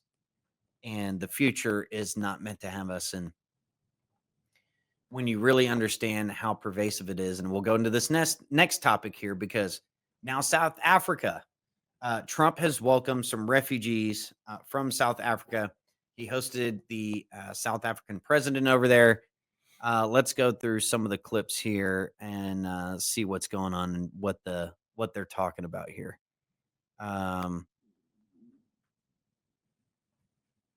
Was that your stomach? I'm all worked up. Do you want a Vienna sausage? No. You sure? Mm. All right. I can't tell you what I want, buddy. Well, yeah, I know. But here's the gist of it. And this is important to look at what's going on with South Africa, because you're seeing, if you want a glimpse into what a full-fledged DEI system looks like, if you want a glimpse into this absolute vitriol and hate for white people and just playing along with that, we deserve, white people deserve X, Y, or Z because of things in the past, as if we're the only culture that had a bad history, because humans in general have a bad one. Every group, every race, every creed, every religion, there's some aspects to it to do it. But this is a big one that the Democrats are just freaking out. This is a very bold strategy, because the media and the Democrats in tandem are basically going around saying that none of this is happening in South Africa. And let's get into this, folks. Now, I'm going to go through the media clips first, but I'm going to warn people, when I get to the stories in South Africa, viewer discretion is advised. The details and everything, the horror behind it, we're going to show it to you. We're going to talk through the stories of it, but it's not easy to listen to, folks. It's very awful. It's very hard to listen to. But here, let's hear the media, the same media that covered up a terminally ill president for years. Let's go ahead and believe them, what they're saying about South Africa. What you think? The phrase "kill the white farmers" means. Yeah, that's a phrase that the ANC, that was a phrase that, was against the anti-apartheid movement. But the ANC, who's ruling the government, the president's government, has disavowed that phrase, has disavowed any songs. And there's no evidence that white people are being targeted. And the majority of Afrikaners do not want to leave. They're not a part of the government, Scott. You're taking a fringe movement and you're trying to make it a characteristic. So it is the height of racism. It is the height of racism to say that white people have to be exempted from all violence in any society. And that is what is being said here. If we cannot say, there is no white genocide happening, there is no farm genocide happening, and the argument is some white people have been killed, even though 27,000 murders happened in that country. What are we saying? If anybody of one racial group is murdered, then that constitutes a refugee status for that particular group. When the president has also ended the refugee program, yes, for all other people. See that? See the angle here, folks? You get what it's getting to? Because they're white, it's racism now. Okay. Let me just let me go through a little reminder here. This is because Trump's only been in office for a couple months now. During Trump's first term as 45th president of the United States, the U.S. admitted approximately 118,202 refugees through the U.S. Refugee Admissions Program, according to data from the American Immigrant Council and Migration Policy Institute. Let's go through this, shall we? By religion, 45% of those were Muslim, 43% of them were Christian, 12% were other religions or religiously unaffiliated. By region, Africa, 34%, Near East, South Asia, Iraq, Iran, Syria, India, 29%. Latin America, 25%. East Asia, 7.5%. Europe, Central Asia, 3.2%. Let's see. By race and ethnicity, Black/African, likely 30 to 35%. Middle Eastern, 25 to 30%. South Asian, 5 to 10%. Latin American, 20 to 25%. East Asian, 5 to 10%. White European, 3 to 5%. So keep that in mind when you're hearing these media clips I'm about to show you, because this is just rich. Very, very rich. This is absolutely insane. Let's go through some more. Come on now. Roger. I mean, I do think it's not alleged discrimination that these people are facing in South Africa. I mean, the law there absolutely allows their property to be confiscated. They are subject to racial discrimination. Some have been subject to violence from some reports that I have read. I mean, we're talking about 50-something people, and the people who seem to be angriest about this today had no problem with 20 million coming here. Some of the worst people in the world coming here, including gang members and so on and so forth. So I don't have a lot of sympathy for the folks who are outraged today after what happened to this country over the last several years, over 50-something people who are clearly being discriminated against in South Africa. Well, the previous administration had priorities about who to let in, including, all kinds of folks who I would argue shouldn't be here. This administration, I guess, is going to set priorities about who and who not to let in. But let's just be honest about what those priorities are, right? And by the way, I'm a Democrat here. I did not defend the Biden administration on immigration. But you voted for him. So that doesn't mean that I defended him on you voted immigration. for a continuation of it in 2024, did you not? I did not vote for his policies on immigration. But you voted to you voted to extend the immigration policies of the last administration. No, I did not vote for that. No, I didn't vote for that. That person that was talking there, if I'm not mistaken, somebody made a mashup clip of him just absolutely doing the same rhetoric over how they built the country, they belong here, all this other kind of stuff. Literally just letting people cross over and commit all kinds of crimes, all kinds of backgrounds, all this stuff. Now they're screeching about 50 refugees because they're white from South Africa. Here's some more.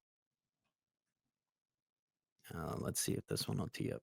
Laughlin, she's back with us. She's the Assistant Secretary for Public Affairs at the Department of Homeland Security. Tricia, welcome back. Let me start here. Despite the president's repeated reference, can we just start this conversation by agreeing that Afrikaners are not facing genocide? Absolutely not. First of all, I have to correct the facts, Victor. You said that no refugees were let in. Under President Donald Trump, since January 20th, 8,666 individuals have been granted asylum. Those people have faced persecution for their politics, persecution for the color of their skin, their religion, and that includes those 59 Afrikaners who came in this country last week who have faced racial violence at the hand of their own government. They've had their land seized because of the color of their skin. There's been over 140 laws enacted that are race-based and to discriminate against racial minorities. So I got to correct the facts where you're wrong, Victor, and you're wrong. So, several things. President Ramaphosa says that although the law was signed in January that would give the government the purview to take the land, no land has been taken from Afrikaners. Also, you see, yes, they signed the law into place, but they haven't started taking people's land yet. Where are we hearing this, guys? Where else are we hearing this kind of stuff? It hasn't gone that far here yet, but where did it start? Dude, you just got a letter that says, hey, you got to pay these property taxes. You ready for y'all ready for your reparations letter? Oh, no, it's coming. It's all this is the same thing. And we take it. We just take this it. Is the same thing. We're just taking it. And here's the other part to it. Man. There's let's check in with the View and see how they're doing with this.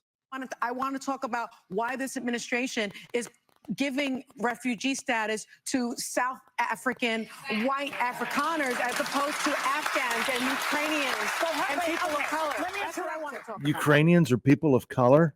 I thought that, dude, it's got to be my groups And really, it's more this TDS type of syndrome, right? It's the same thing.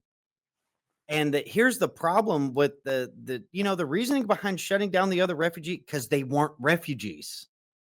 These are militant people that are getting refugee status because the laws are so lax around that status and claiming a refugee status. And we found out even during Trump's term, yeah, he let a lot of those refugees in. A lot of those people were pretty awful, dude. And we know about that now. We know about it now. So we also don't understand. Well, here's the other part. This is a big one. Conflicting cultures. Okay. Accepting people from these countries that are seeking asylum or want to be refugees from here. Third world shitholes. Third world shitholes. And not only that, they still hate this country. They hate themselves. They want to come over here and at the same time, screeching about how they hate the country. Let's hear what. Or hang on. Now, what if they say they don't hate the country? Because here's something else. Maybe they don't hate America. The problem is when you have these cultures that come over here that in 5,000 years of recorded history have never built a seaworthy boat, have never built a structure over one story, who are still living in mud huts, and they come to this country. Guess what they bring with them, Travis? Maybe not hate for America, but you know what they bring? What's that? The culture that created the third shit world they're country, living right. in. That's right. And that's all they can do. And so here's the other thing too, Travis, that people don't understand. There are still people pouring across the U.S. border. They're just coming through the ports of entry. Right. So I am grateful for Tom Homan. I am grateful for President Trump. Please don't read anything into this that isn't true. I love what they're doing. I think their hearts are in the right place. The problem is there are way more people still flooding into this country from third world shitholes than are what are being deported. And people on the Republican voters, they're just not very bright. They don't read books. They watch Fox News. They listen to Sean Hannity. They don't understand. They think because they know some stuff is going on that they're a part of the solution. No, you're not. You're not a part of the solution. We're not doing shit. And we've lost our country. Your kids and your grandkids are going to live under tyranny, and God only knows what's going to happen to them. And it's our fault, your fault, and my fault, because we ain't doing shit about nothing. And really, the other part to this, Democrats freaking out about it. They always take the angle of, well, it's racist because now you're prioritizing white people. Why aren't you letting? They're never going to be accountable for their policies that have been deliberately catered to destroy us. Also, it's a voting block for them, so they can't, the chances of, well, I don't know. Some of those refugees could be Democrat for all I know. Let's hear some other takes. This one's from Don Lemon. Check this out. African farmer bullshit, which is the most blatantly obvious racist shit ever. It is blatantly obvious the way that we treat white South Africans, who, by the way, for the most part, and I am generalizing here, some of the wealthiest people are well-to-do people in the country. They speak their language. They own most of the land and the property. And somehow they're being granted a fast track to become Americans while they're trying to cut down on immigration from other countries. You get that from where? From the brown people. Yeah, it's race. Here's some of the, I think this is a Baptist organization. Here's his take on helping these Afrikaners. Keep taking it. Of course, this was a 4 decades old relationship across many administrations that was ended abruptly today. Why did the classification of these immigrants as refugees cross a moral line?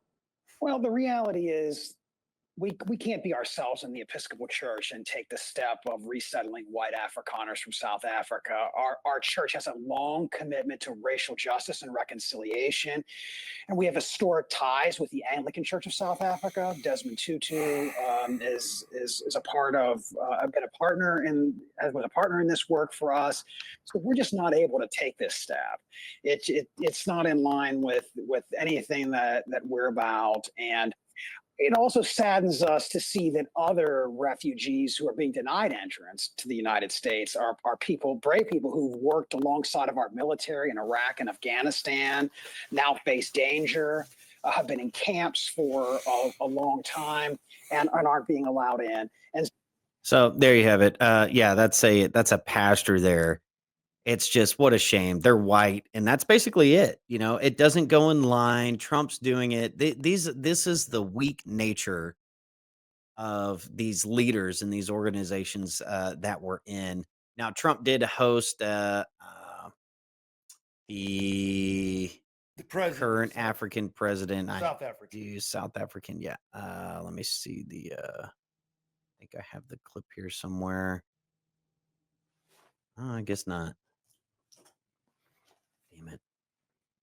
Where Trump showed the video and the Yeah, Oval Trump Office. showed the video. I have that clip somewhere in here. Let's see if we can find it, folks.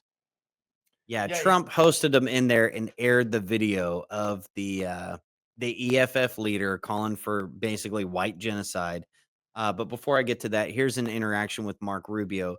Listen carefully to the rhetoric and how the Democrats are angling this, folks, because this is key. The phrase says you are entitled to entrance as a refugee if you demonstrate a well-justified fear of persecution. No, you're not entitled. So you're can allowed. you have a different standard based upon the color of somebody's skin? Would that be acceptable? Well, I'm not the one arguing that. Apparently, you are, because you don't No, like the fact that they're I'm white, just and that's why asking they're you to coming. say that that would be unacceptable. Well, no, That I would would say seem that to the United be States, a very easy the thing United to States say. has a right to pick and choose who they allow into the United Even States. based on the color of somebody's skin. No one's. You're the one that's talking about the color of their skin, not me. These You're are people whose refusing to farms were being acknowledge burned that down it and they were should be killed because of the even-handed. color of their skin. Well,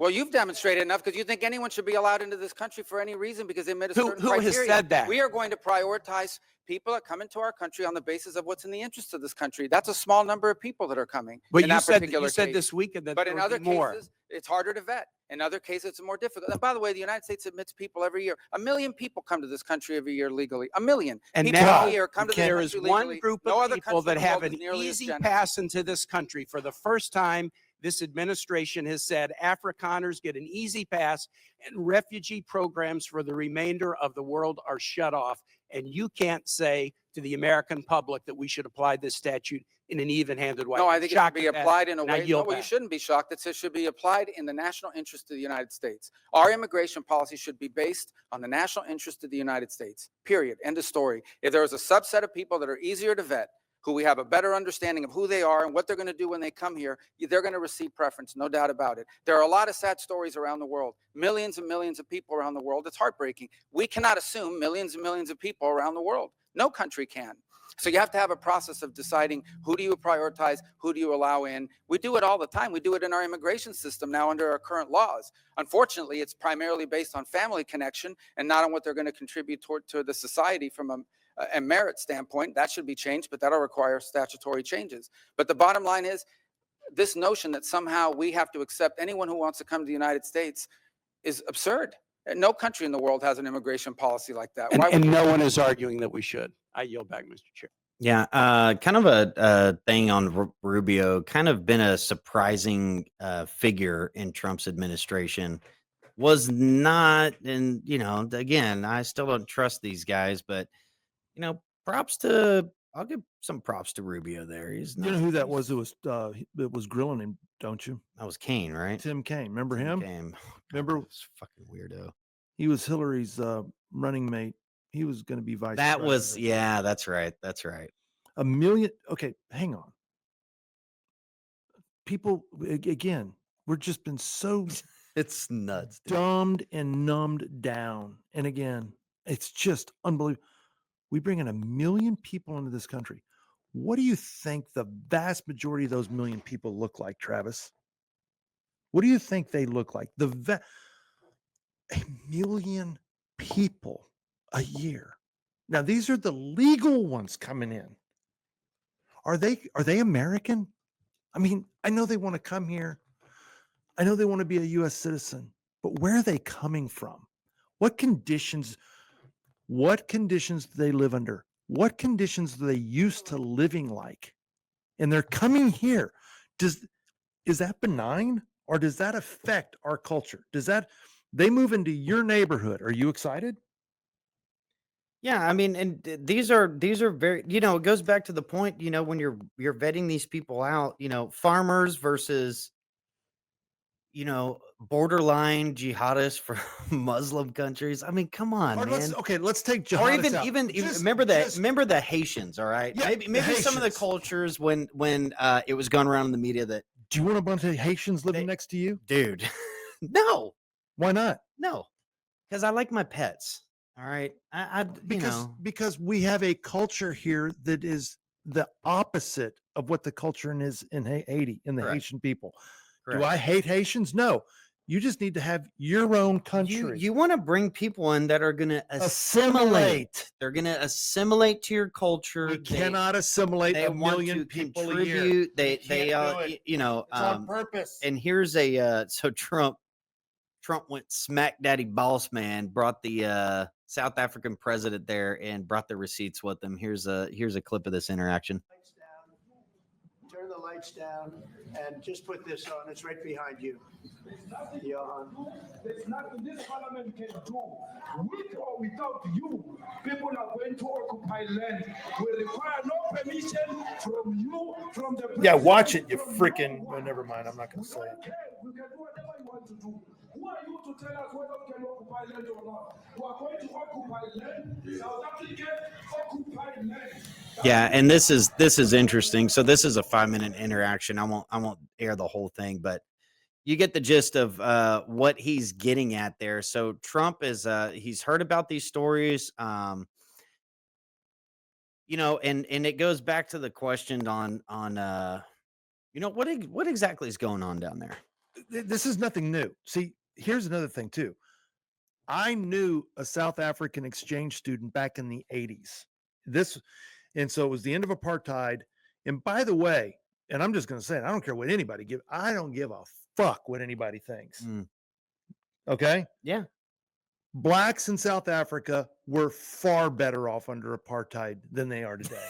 No, and that is a fact. That's a provable fact. Every metric that you can measure, from healthcare, food, shelter. So I'll go everything, a step even further there. When they were because they were never a colonized, it was Portugal it was the Portuguese that originally came to that area. And the Zulu tribe, they didn't even understand the invention of the wheel. No. When it was when they came over to there. No, there was nothing. And tandem to that, these farmlands that are fertile, you have to maintain them. Exactly. You have to maintain these lands. And there was a study done in there that, in the middle of these, it's the reparations type of thing where they're basically going to take the farmland and give it back to indigenous people in Africa. Who could they get the choice of either would they take the money for the land or would they keep the land and cultivate it? 100% of them would only take the money. Why is that? So that means that the land will be given out. They'll stop producing the food and they'll just take the money. Do you think that's going to help They're all white going to be people starving. in South Africa? Is that something that makes sense? No, it's not meant to. It's an agenda. And because people think I exaggerate when I talk about that kind of stuff happen here. Here's a little clip. And the one right idea here is this how animal. we are going to exterminate white people, because that, in my estimation, is the only conclusion I have come to. We have to exterminate white people off of the face of the planet to solve this problem. See, and this is a I'm just say when. No, this is I a am so worldwide agenda here. Now there's there's so much good material on this. I only wish. I mean, you go to South Africa and even Africa itself, and I don't know who this guy is, but this is a great video. Even in their language, they don't have terms for the stuff we're talking about. Maintenance. democracy. Here's a good example. Let's hear this clip. That is not under maintenance is because we don't care. No, you care. It's not in the concept. Travel the 54 countries in Africa and ask each person in every country, what is wrong with your country? Leadership.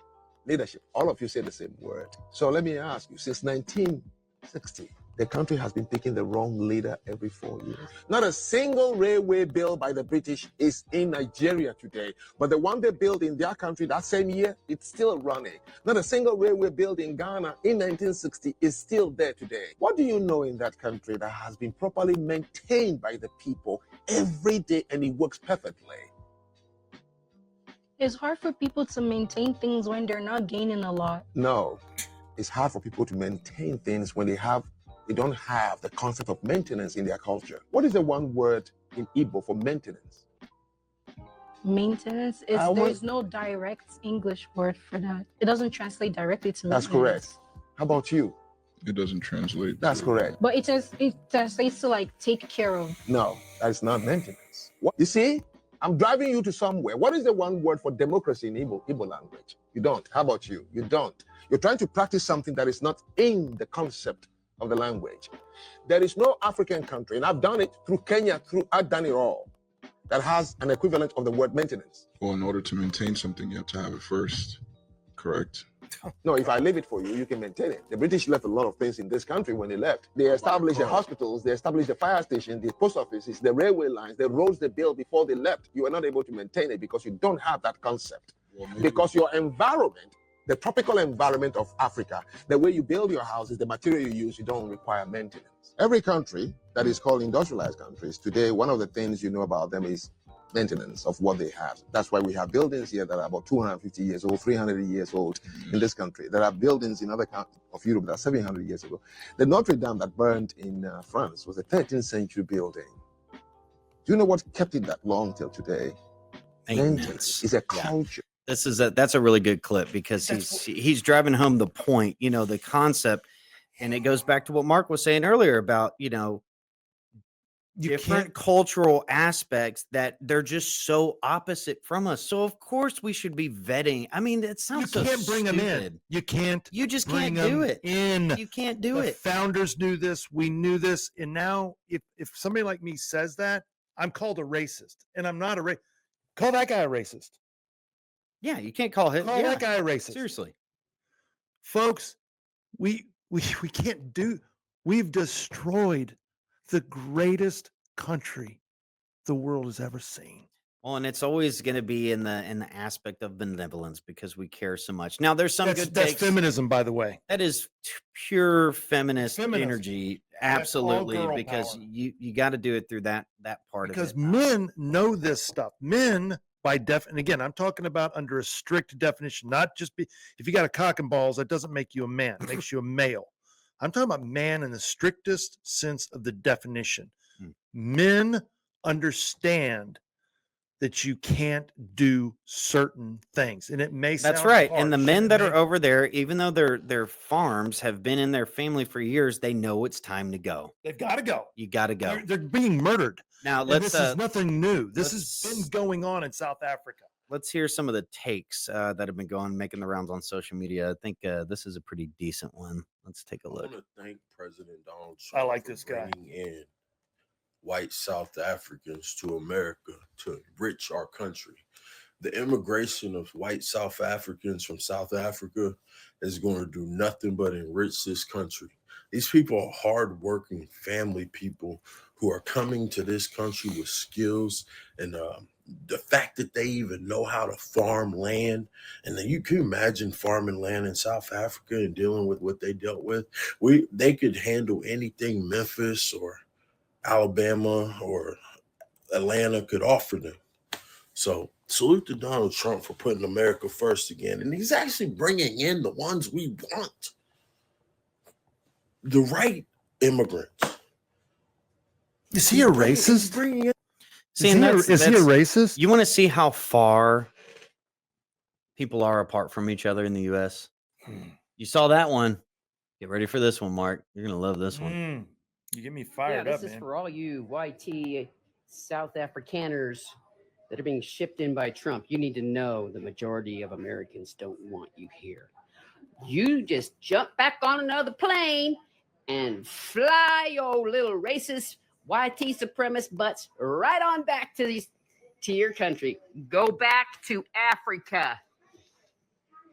We do not want your racist butts here. You are not welcome in the United States, and Trump is not going to be in charge forever. Yeah, you're not welcome here. Yeah. So this could be fixed overnight. This is this is a perfect segue, because that is the other angle now, is that the people, those refugees, are racist. And that's what's driving this. Folks, I'm about to run through some clips, and you can judge a lot of this for yourself. And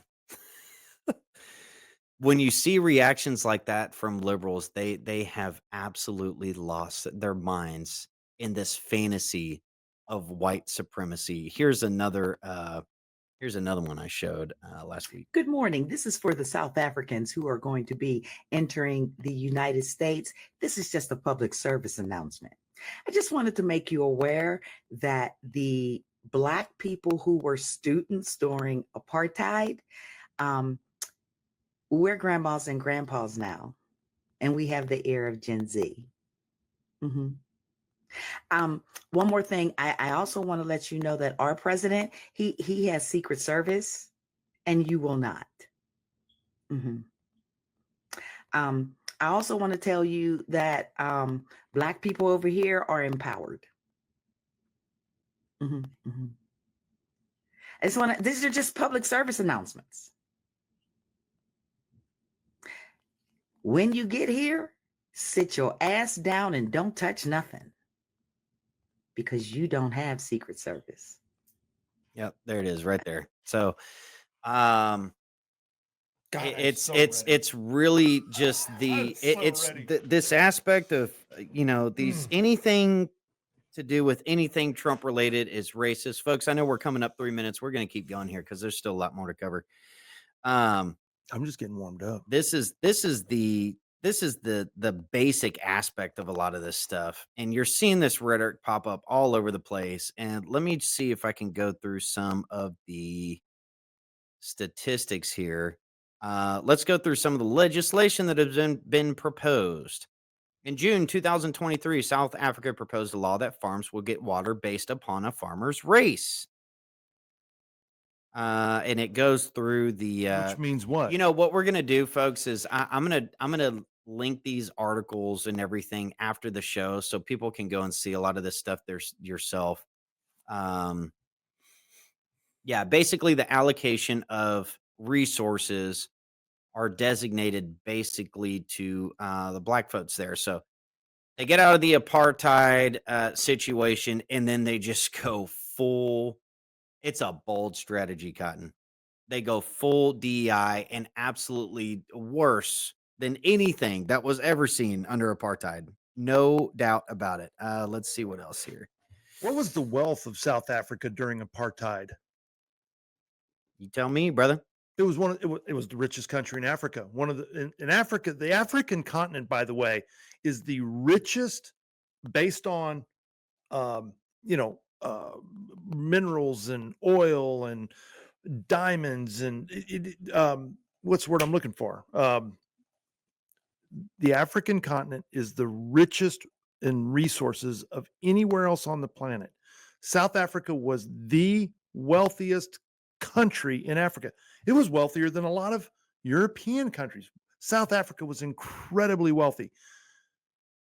The Black people living in South Africa were living in unbelievable compared to where they're living today, because as soon as the communists took over, because you were told by a bunch of feminists that Nelson Mandela was the second coming of MLK Jr. and he was wonderful and he was this and you bought all, and he was a freaking communist. His wife was disgusting. His wife created the necklacing. You know what necklacing is, right? I don't. So what now? Minnie Mandela, Nelson's wife, she had a particular, the way she would treat anti-communists in South Africa, any of them that was against her and her husband, they would take tires and pour diesel fuel on them. Jesus. Sit, and these were all blacks that they did them to. These were anti-communists. They would sit them in the center of a dirt road, put these tires around their necks, and then light them on fire. That was called necklacing. Minnie Mandela, Oh, yeah. Nelson's wife. Well, and these and- are animals, and people. speaking These to are this animals. Speaking to the thing that people are saying is just not happening, I think it was the president of Australia. Let me see if I can find this one. He tried doing this asylum ordeal, and of course he got a bunch of flack for it. Let me see if I can find the article, folks. Bear with me. This whole thing was I think it was Peter Dutton, if I'm not mistaken. Oh yeah, this was back in March. So apparently this is since really 1994. I think that was 2 years after apartheid was ended. This is when this stuff really started ramping up. Yeah, the communists took over. And it's a radical communist. EFF is the name of it. EFF. ANC is in charge right now, but they also have historical roots. And the leader of the EFF currently, the president that Trump was visiting with said he wanted him back into the ANC party. So this is, man, everywhere communism goes, death follows, and also starvation. I don't know if there's like a fetish with just starving people out, millions of people, but it's basically what they're going to. And the EFF is a very popular party, and I think they have an election coming up, and it's very likely those folks get in there. And just watch. But South Africa, Peter Dutton's white farmer comments anger Pretoria. South Africa has demanded that Australia retract comments that suggested white farmers deserve protection from a civilized country.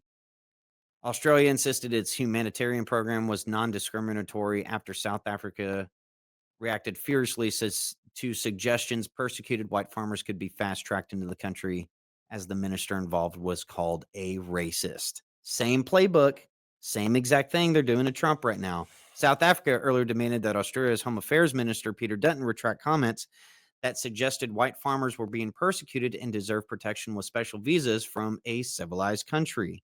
So this is nothing new under the sun, as it said. And let's go through some of that. South Africa's homicide rate, national rate, 45 per 100,000. Police officers, 60 per 100,000. White farmers, 109 per 100,000. Okay, there's one little example. South Africa has more race laws today than at any point of apartheid, aimed directly at the white minority, which is 7%. Bingo. You can see the graphic here, index of race law. If you look at it over time, it's not even close. It's absolutely not even close. And people predicted it. People that were defending apartheid told the world, but nobody would listen. You get rid of apartheid, the communists come in, the people that will suffer the most will be the blacks first. The whites will leave because they have the resources, they'll have the money, they'll leave, and the blacks will be left behind to all the crime, the murder, and the starvation. What was that? It was a fucking spider. Was it a big spider? No. Did it get you? No. Was it a brown recluse? It was looking at me. Was it a black widow? Where did that come from? I think he's trying to eat my Viennas. Okay, could be. Anyway, the people that predicted that, they were right. And they were called racists. They were said, oh, you're racist because you're pro-apartheid. All they were saying was, look, the blacks are not suffering under apartheid. You were told by the media, the same media that was telling us that Joe Biden was doing okay. The same media was telling you apartheid, the blacks under apartheid in South Africa were being persecuted, that were suffering, all these things. That was all a lie. All right, let's keep going through this. So as reported in Politics Web, South Africa's government has imposed new race quotas targeting able-bodied white men over the next 5 years, applying to all employers with 50 plus staff. race quotas. So they're slowly implementing them out of the workforce, and this has actually already been happening. It started happening rapidly right after apartheid. They started, this kind of reminds me of the Bolshevik revolution. There's similar circumstances in here. So you're literally watching the destruction of a country and a whole population of a country, which is small, in real time.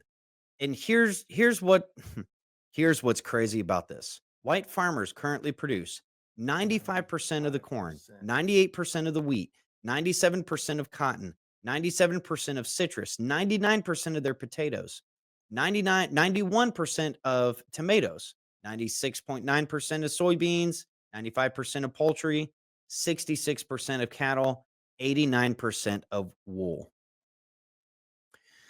Well, Travis, all they got to do is turn it over to black people and they'll just be able to do the same thing. The only reason it's white people doing it is because they own the land.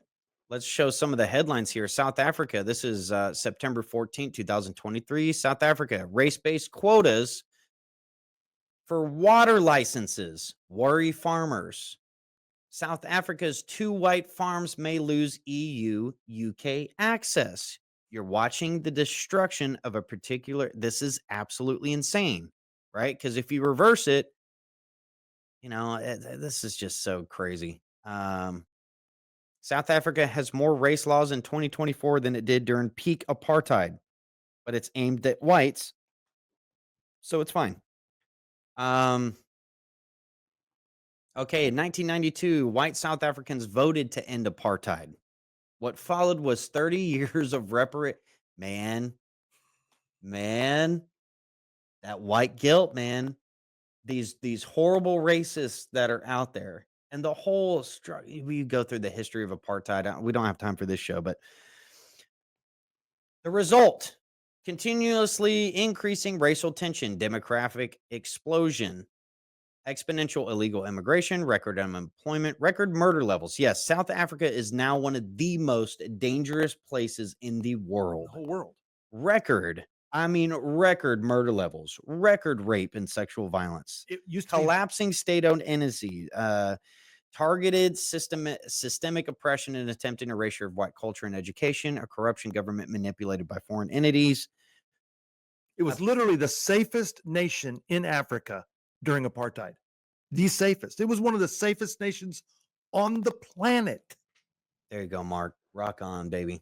Oh my God. Rock on. Rock on, man. Yeah, this is absolutely brutal. And it'd be interesting to do a segment, just a show on Nelson Mandela itself. I don't know how to say his name, but this is some of the tweets that have been out from this EFF Founders Party and members of it. So this tweet put out: as long as South Africa is trending, use this opportunity to educate people of the realities of Afrocentric Marxism and where it eventually leads. Read this one for yourself, folks. We need to unite as black people. There are less than 5 million whites in South Africa versus 45 million of us. We can kill all this white within 2 weeks. We have the army and the police.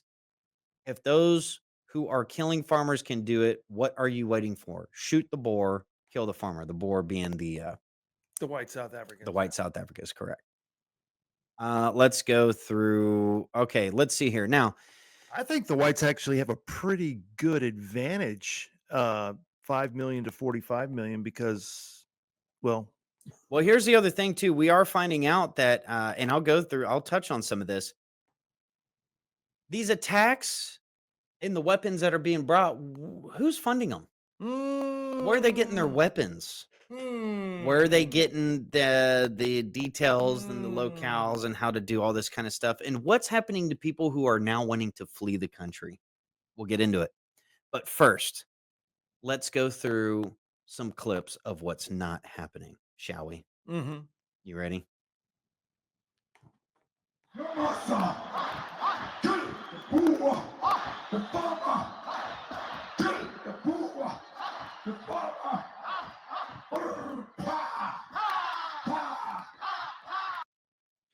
Kill the boar, kill the farmer. Totally normal political rhetoric.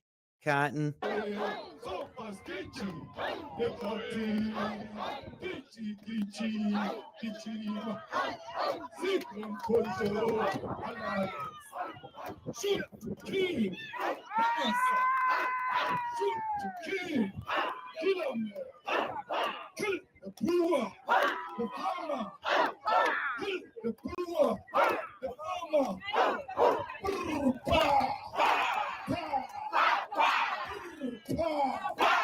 Is that Chicago?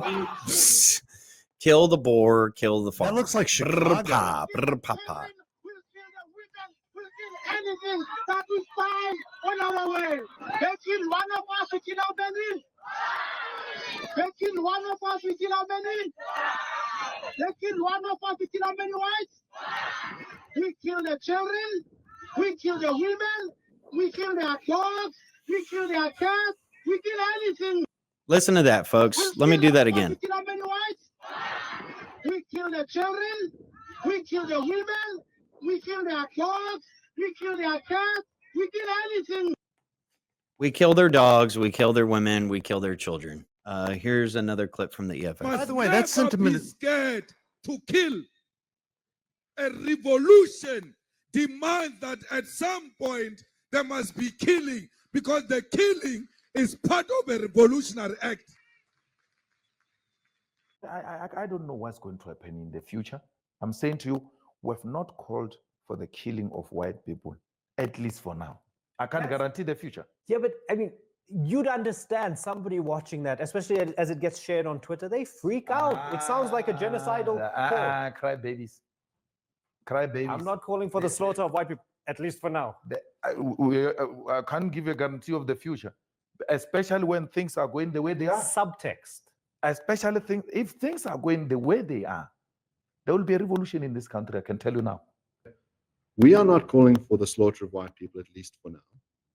That means at some future date, we may call for the slaughter of white people. Is that correct? Let's deal with that at that future date. I don't know what's going to happen.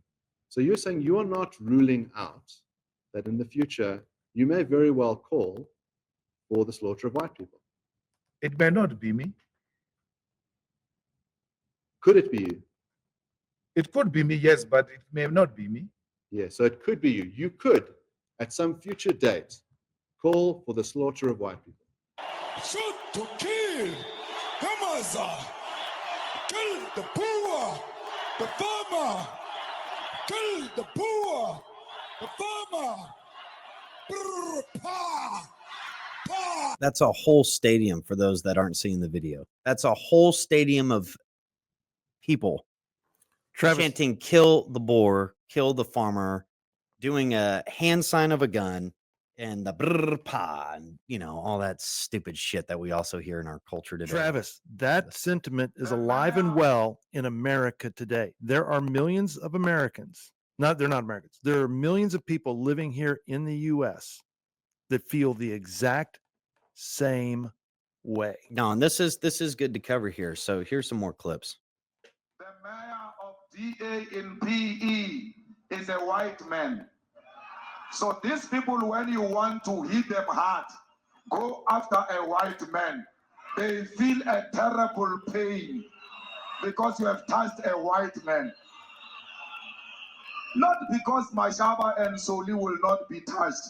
They will be touched, don't worry. But we are starting with this whiteness. We are cutting the throat of whiteness. It's Totally normal stuff. And oh wait, I think I got some more clips here. Let me see if I can get this one teed up here. Before invading the nations, the U.S. always fabricates human rights violation to justify intervention. Today, same tactics are being used against South Africa. The growing calls by right-wing groups for foreign funding to establish independent states and to be armed by foreign interests must be recognized as part of a broader plan. This is the early stage of economic isolation, leading ultimately to military intervention. Next, AGOA will be terminated, escalating tensions between USA and South Africa. Our government must dismiss opportunistic African and racist groups exploiting US imperialism to fund their racist fantasies of an independent state. That will never happen. We will expropriate land without compensation, whether they like it or not. If they object, they can seek refuge in America. Deputy Speaker, Trump and the USA are not demonstrating strength. The USA is merely displaying an advanced stage of capitalism, which is imperialism. Trump engages in transactional and manipulative relationships with the world like it is his backyard. The hostility towards South Africa does not come from fraudulent boers spreading disinformation, but from America's imperialist agenda. Okay, see that there. So it's imperialism bringing these refugees over that are clearly being targeted. And here's a clip from an organization that's Tell us, have you part of this been, effort. I heard you've been inundated by, calls from South Africa wanting to immigrate to the US. Well, Linda, thank you very much for that question. In the first few hours after the news broke and it went live, we received thousands of emails, text messages, WhatsApps, Facebook Messenger messages, and to an extent that our system actually crashed. We couldn't deal with just the sheer volume that was coming through. What we have done is we've subsequently put a link on our website where people can register for information only. It's not to register for benefits or anything to become a refugee. It's just so that we can share information. At this stage, we've had outreaches of over 17,000 South Africans expressing interest in becoming refugees in the United States of America. Okay, so now, and he goes on into that segment and saying how the people that are trying to flee now, it's ramping up now. People are getting chased, they're getting attacked. It's increasing tenfold from seeking refugee status. It's not a good situation that's having down there. Now, why is the left and the Democrats so adamant that this is nothing to do with them being white after all that shit you just saw in there? Let me tell you what the South African government is doing whenever these attacks are happening. Now, viewer discretion is advised. I'm going to go into these stories on what's happening in these farm attacks. Okay. So if you don't want to hear this stuff, I highly recommend you go ahead and turn it off now.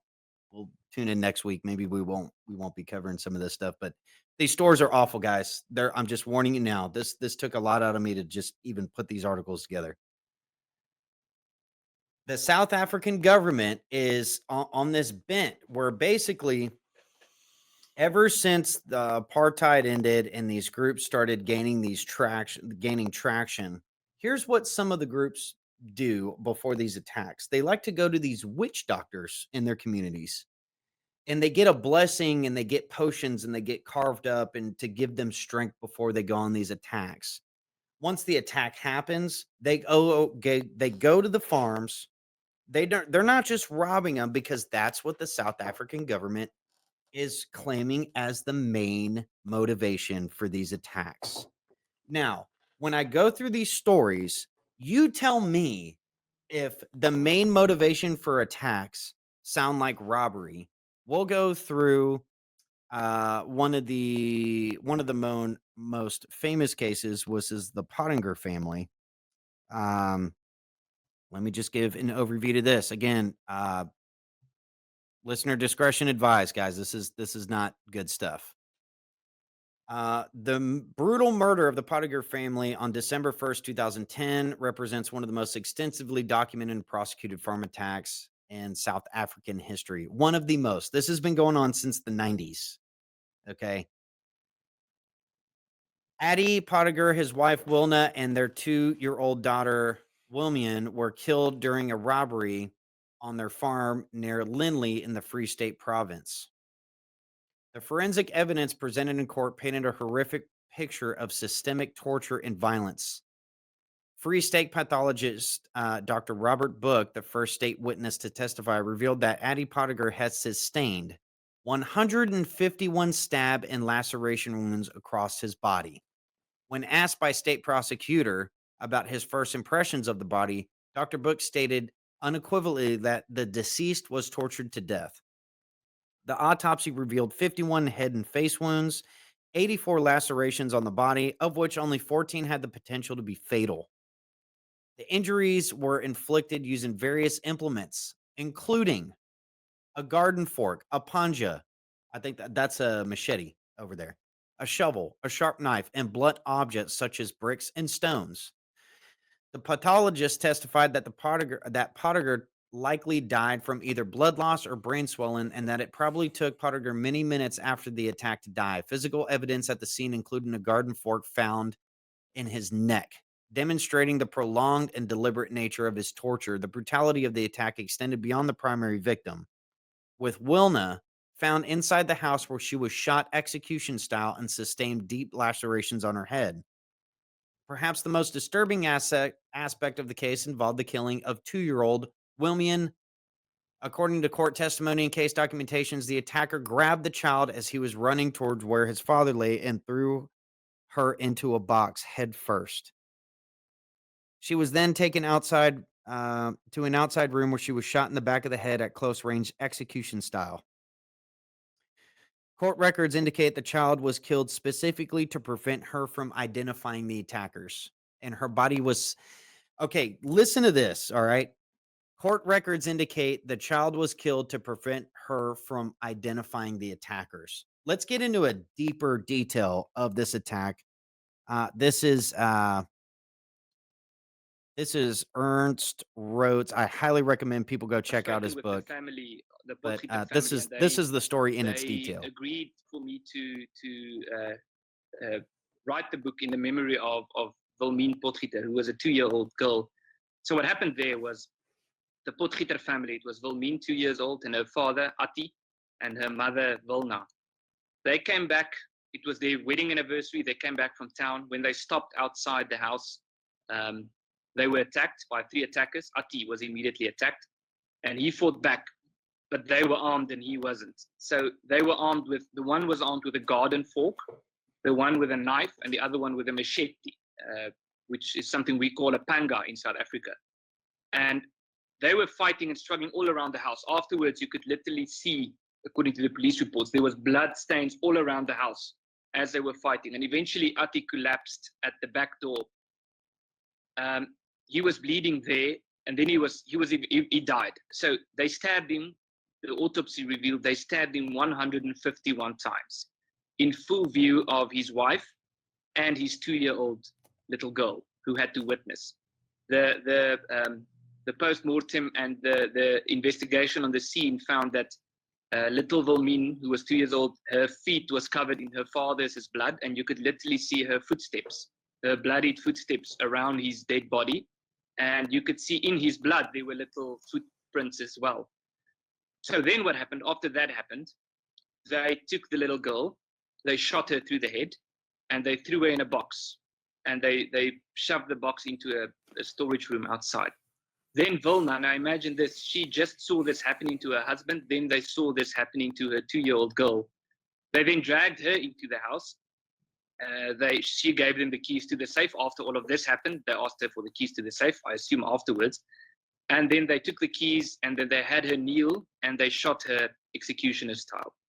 They then went to go back to the storage room. They took little Wilmien. They picked her body up. They know she was in the box because the box was literally filled, half full at least, with her blood. Her little body was then just dumped on her mother. Then they wrote a sign. They took a piece of cardboard and they wrote a sign in Sepedi, which is a local language, and they wrote the words, "We have killed them and we are coming back." And they put that up on the front gate of the farm. They were eventually caught and they were found guilty of murder, and they are currently in prison. But one of the strangest things about this was in court, the judge found that their motive was simply to steal. And we've had repeated cases like that, where there was another case, a guy called Knowledge Polis Mandlazi. He's also in prison. He committed 5 farm murders. He murdered 5 farmers. So he was a serial farm killer. He was caught, and he said in court, and I quote, he said, my hate for whites made me do it. Then he said, for me, killing white farmers is like going to work. And he was then found guilty, and the court said they couldn't find any racial motive in his in these attacks. Same MO were happening here. So, you know, it's just like this game with the Biden story about how the campaign lied to us. And it's like, you know, there was that famous clip with Mike Cernovich and the 60 Minutes interview where they were talking about the Hillary's campaign, and Mike just says, well, why would you take the campaign's word for it? So we're just going to swallow the government story from their nation that these are all robbery based. And that's an awful story, folks. That's one of the most brutal ones. There's a lot here. I don't know if I'm going to be able to go through all of them. Let's see. Here's another story. Let me see if I can get this one up here. These are the ones we know about. These are the ones we know about. There's beyond. I mean, this is a weekend in Chicago too, by the way. This isn't a faraway land. This culture is all through America, folks. It's here. We imported it. Let's see here. Didn't we have a young man up in Frisco, Texas, that asked a black young man, a future doctor, engineer, whatever, to move out of the tent, and he just pulled out a knife and stabbed him in the heart and killed him for being white? Didn't that just happen a couple weeks ago here in the United States, in Frisco, Texas? I don't know, but there's no doubt if we were to sit here and do a whole show just dissecting the angles of, you know, they like to focus in on when a white person kills a black person, but they will absolutely they will shun away from the opposite happening. And 9 times out of 10, actually probably 10 times out of the 10, most of those stories are hoaxes about there being some white supremacist angle. You're seeing it about this kid in Dallas. You know, that the kid that was stabbed was a white supremacist. Yeah, no the evidence, Frisco, no yeah. nothing. You know, it's just white people are bad. There's no such thing as racism against white people, and it's all okay. But this is the type of stuff it goes to. Let's go through another story. South African farmer's wife, 45, relives a horrific moment. A gunman raped her in front of her children after shooting his way into their home, molesting her daughter, and forcing her into sex by threatening to kill her son.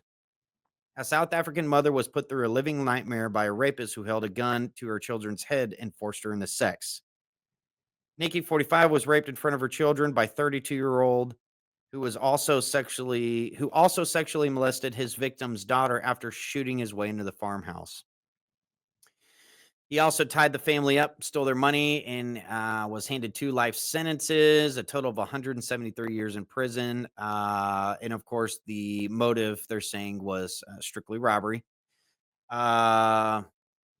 Nikki and her husband, Hein, a 44-year-old farmer who are choosing to tell their story, have been forced out of their farmhouse and say that farmers in the country face an ongoing threat of violence.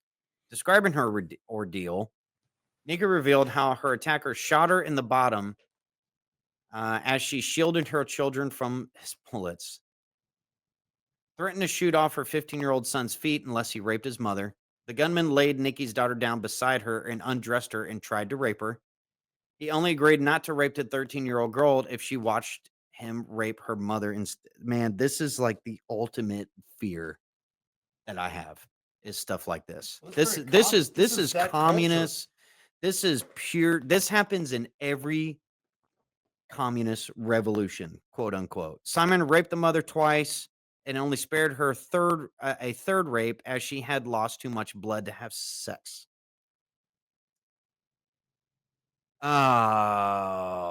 Okay. The family's home, that's the other thing. The family home was so remote, their nearest neighbor was a mile away and did not hear the gunshots at the home. So that's the problem with a lot of these things is they're not even, a lot of them can't even be reported. There's no witnesses to do it. And the cops just, they'll come and they won't do anything. Because they burn the houses down with the bodies and a lot of everything. these This assailants, is they not don't even even get reported. convicted. These horrible ones that get enough attention, they do. And then, you know, and this family is out there saying this is ongoing thing. Here's another one.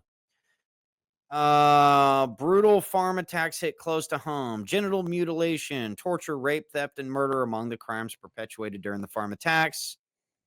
On January 15th, Piter received a call from his uncle informing him of a horrific attack in the early morning hours. A resident said Piter, a Glen Marais resident, said the 4 suspects eventually caught would face charges of house robbery, theft, murder, and rape after killing his grandfather on his farm and raping 5 women, including 3 young cousins. My granddad, grandmother, aunt, and 3 young cousins were all on the farm during the time of the attack. The attackers tied up the entire family, and all the women were raped.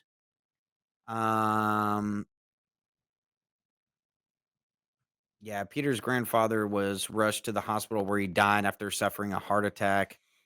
Of course, the girls are going through trauma care. They'll never be the same after this kind of thing. That's the other thing you don't talk about. People that survive this, they are never the same.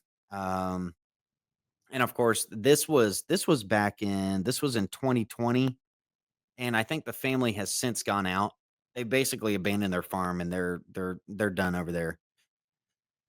Female farmer is sexually assaulted and strangled to death while another rural worker is tortured and murdered in the latest horrific attack in South Africa. This is back in October of 2020. Female farmer has been sexually assaulted and strangled to death while another rural worker has been tortured and murdered in the latest attacks in South Africa's white farmers. This is from the Daily Mail. Divorcee 44 was ambushed by 2 armed black men while working her land in Delmas, east of Johannesburg, on Wednesday. Herschel's underwear was ripped off and stuffed into her mouth as she was strangled to death inside of her garage. In a separate incident, 21-year-old manager Brendan Horner was brutally tortured on Friday and discovered dead the next day, covered in blood and tied to a post. Let's see here. The 2 horrific attacks were 180 miles apart, carried out by ruthless killers where the nation's white farmers live in constant fear of rape and murder on their remote homesteads. Kershaw was attacked while helping to load a lawn mower onto a truck. The men stripped her and then held her down on the floor of the garage at her farm as they strangled her.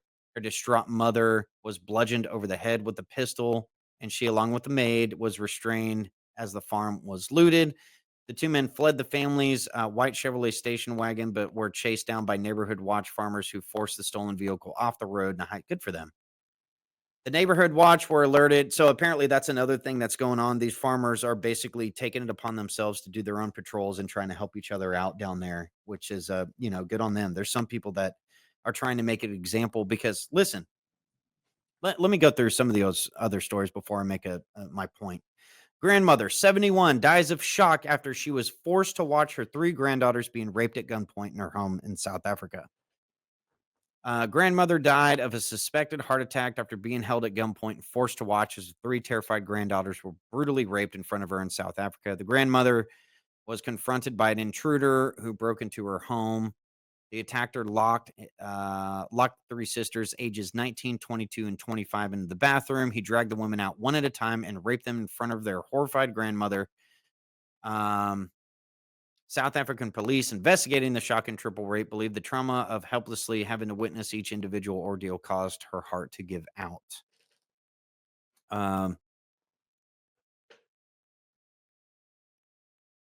Let me see. Yeah, so that was one incident. And guys, these stories go on. Okay, these stories go on. Let's go through another one. There's been cases in some of these stories, and I don't think I have this one teed up, but where they would this one couple, this farmer, when they broke in, they were using drill bits into their kneecaps, lighting them on fire, doing lacerations across their body and all kinds of things like this. And, looting, or is that kind of a message to the farmers there? This is called terrorism. Okay. This is when you're trying to terrify a whole community to act a certain way or to get out. You don't rob and torture and make an example and make signs about how you're going to come back to the farm if you're just looking to rob people, right? So this is what's called a terrorist campaign. This is no different than bombing shit like you would in the Middle East just to send messages and do certain things like this. Cities, burning down cities. Yep. So that was The John and Bina Cross case. Let me see if I can find this one. The murder of John and Bina Cross. The murder, torture, and murder of John Anton Cross and his wife Balbina Cross. They were 77 and 76 years old, respectively. Okay, John and Bina Cross returned from a Sunday church service to find their farmhouse invaded by two assailants, both former employees. The attackers subjected the elderly couple to 5 hours of torture before killing them. John was dragged to the bathroom, shot twice, and subjected to scalding water poured down his throat, which filled his stomach and caused internal burns. He was ultimately executed with a high-powered rifle shot to the head. Bina was shot 3 times in the knees and the back and left to bleed out, but not before boiling water was poured over her body. The attackers ransacked the house, stealing cash, firearms. The court government, they basically attested that the motive was robbery. Let's see. Yeah. That was one of the cases. Let's go through Ernst and his, he's got some details on the case. Let's take a listen. They were tied up, they were stabbed, they were dragged around the house up and down. So they were literally, the whole house was soaked in blood because as they were being stabbed, they were dragged up and down. And it was John and Bina Cross, their names. And so eventually they took a shower nozzle and they opened up the warm tap until the water was as hot as it can be. They then forced the shower nozzle down John's throat. And I'm not sure at which stage did he die, but so they did that. They then threw him in again, a bathtub filled with boiling water. And they eventually, they finished it all off by taking a shotgun and putting it up to his head and then basically blowing his head off. And what was particularly striking about that is Carte Blanche is a very well-named current affairs TV show in South Africa. And I remember in 2003, they did a program about farm murders. I think it was the first real documentary in the mainstream media about this, at least that I know of. And we were all watching this. And this lady as well, who was working on the farm, whose grandparents have been murdered. And then she didn't expect that it would be on the show, but on that program, they actually went to the house. They showed video footage of the crime scene. And so she saw the hallways and everything just soaked in her grandparents' blood. And that's the thing in South Africa, if you talk to farmers, it's almost like it's become almost like a natural cause of death, where people talk about, oh yes, you remember John? Oh yes, John was murdered a few years ago, and so that's just how you refer to people, and it's extremely alarming that this is such a serious crisis, and it's not regarded as a serious crisis by the authorities. So you have this going on. And I think there's let me see if I have the story of Maria Yanis here. This is another one that's worth looking into. Well, I'll let Ernst talk about this one. Let me get this one up. These investigations have been. Maybe to give you another example, Mariandra Yanis, who the court case is this week, by the way. Her story is she's an incredibly inspiring woman.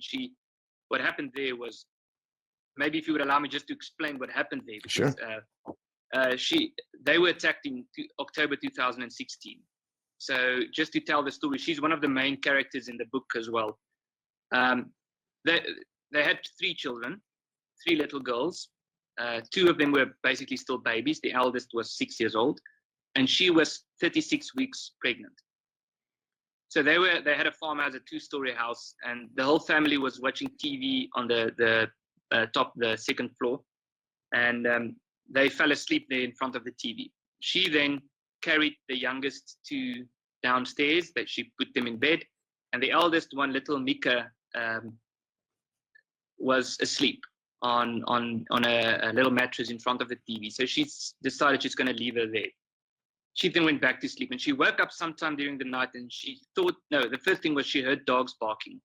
She woke her husband up, and he was very tired. So he was sort of half asleep, and he said to her, she must just check, but he thinks it's a cat.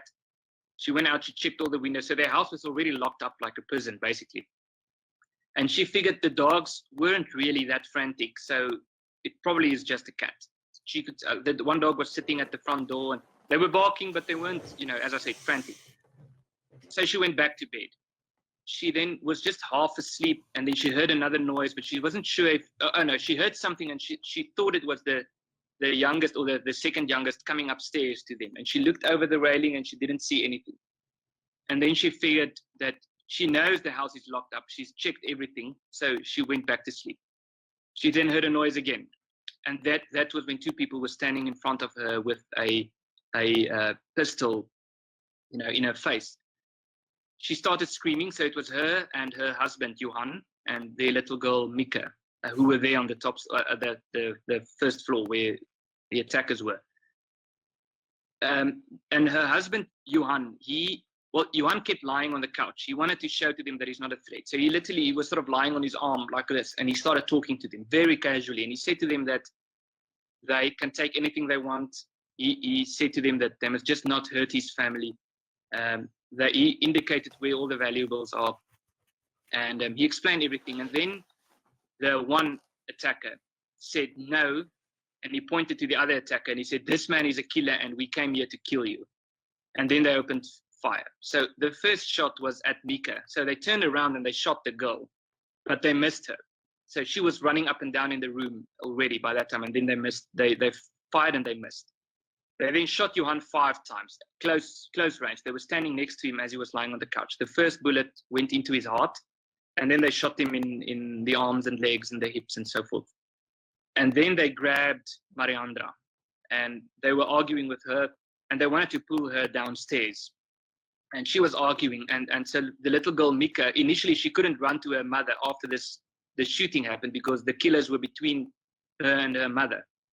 Eventually she was able to reach her mother, but then she was sitting on the floor. I think she went to sit on the mattress, and as they were trying to pull Mariandra downstairs, little Mika, literally, she was sat on the floor and she raised her hand as if she was in a classroom, and she wanted to speak to the attackers. And she said to them in Afrikaans, she basically wanted to negotiate with them to leave her mom alone. And she said, "I have money, you can take my money. I have a spaarbesie." Spaarbesie is the Afrikaans word for a piggy bank.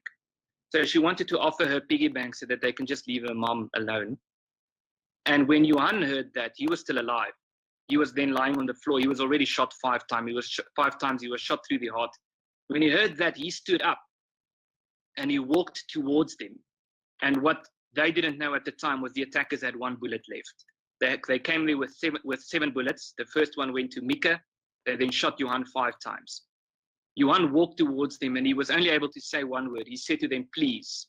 And he gave about 2 steps, and then the one attacker again said to the other one, "Just kill him, brother." So they walked towards him and they shot him in the head.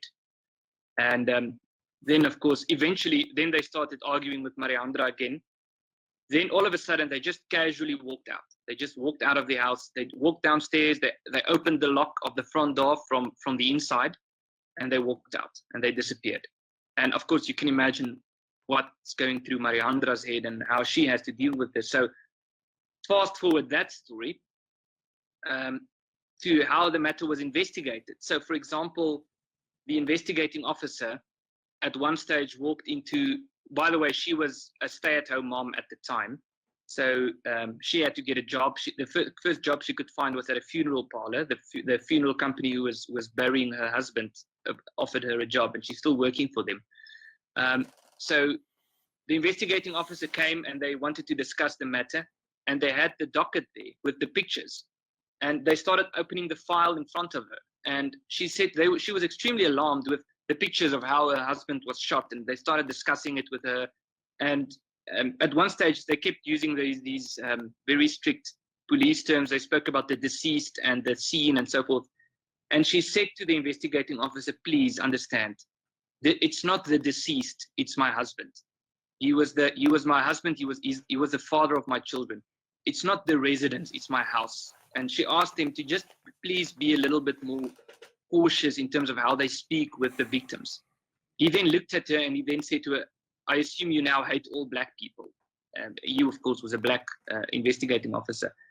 And so just in terms of how this happened, how these cases are investigated.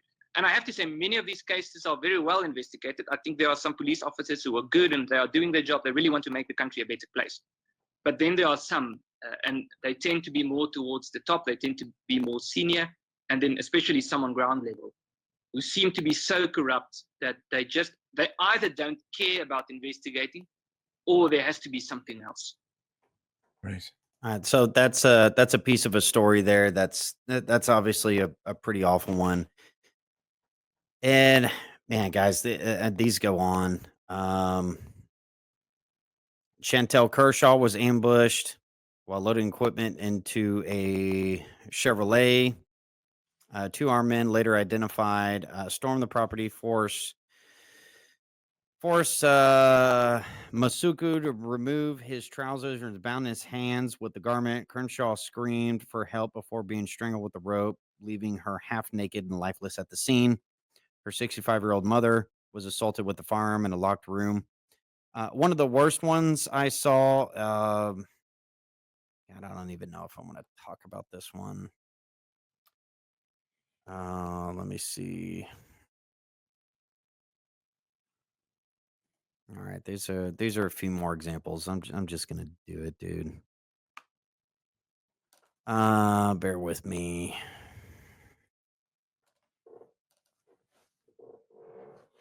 This stuff goes on in America all the time too. I mean, we've imported it. It's here. God.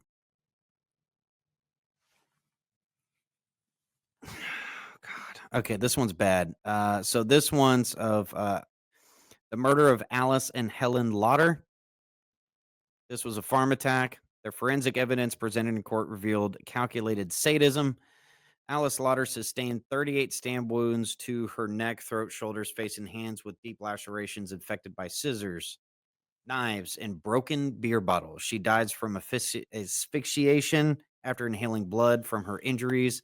Helen Lauder endured even more extreme violence. Her cervix and uterus were surgically removed, her breast partially severed, and broken glass bottles inserted into her vagina and anus. Autopsy reports noted slabs of fat the size of a man's hand had been sliced from her body, and her front teeth were smashed out. Dr. Horst Bumba, the coroner, described Helen's injuries as sharp trauma and injuries to the lower body caused by clear penetration with a sharp object.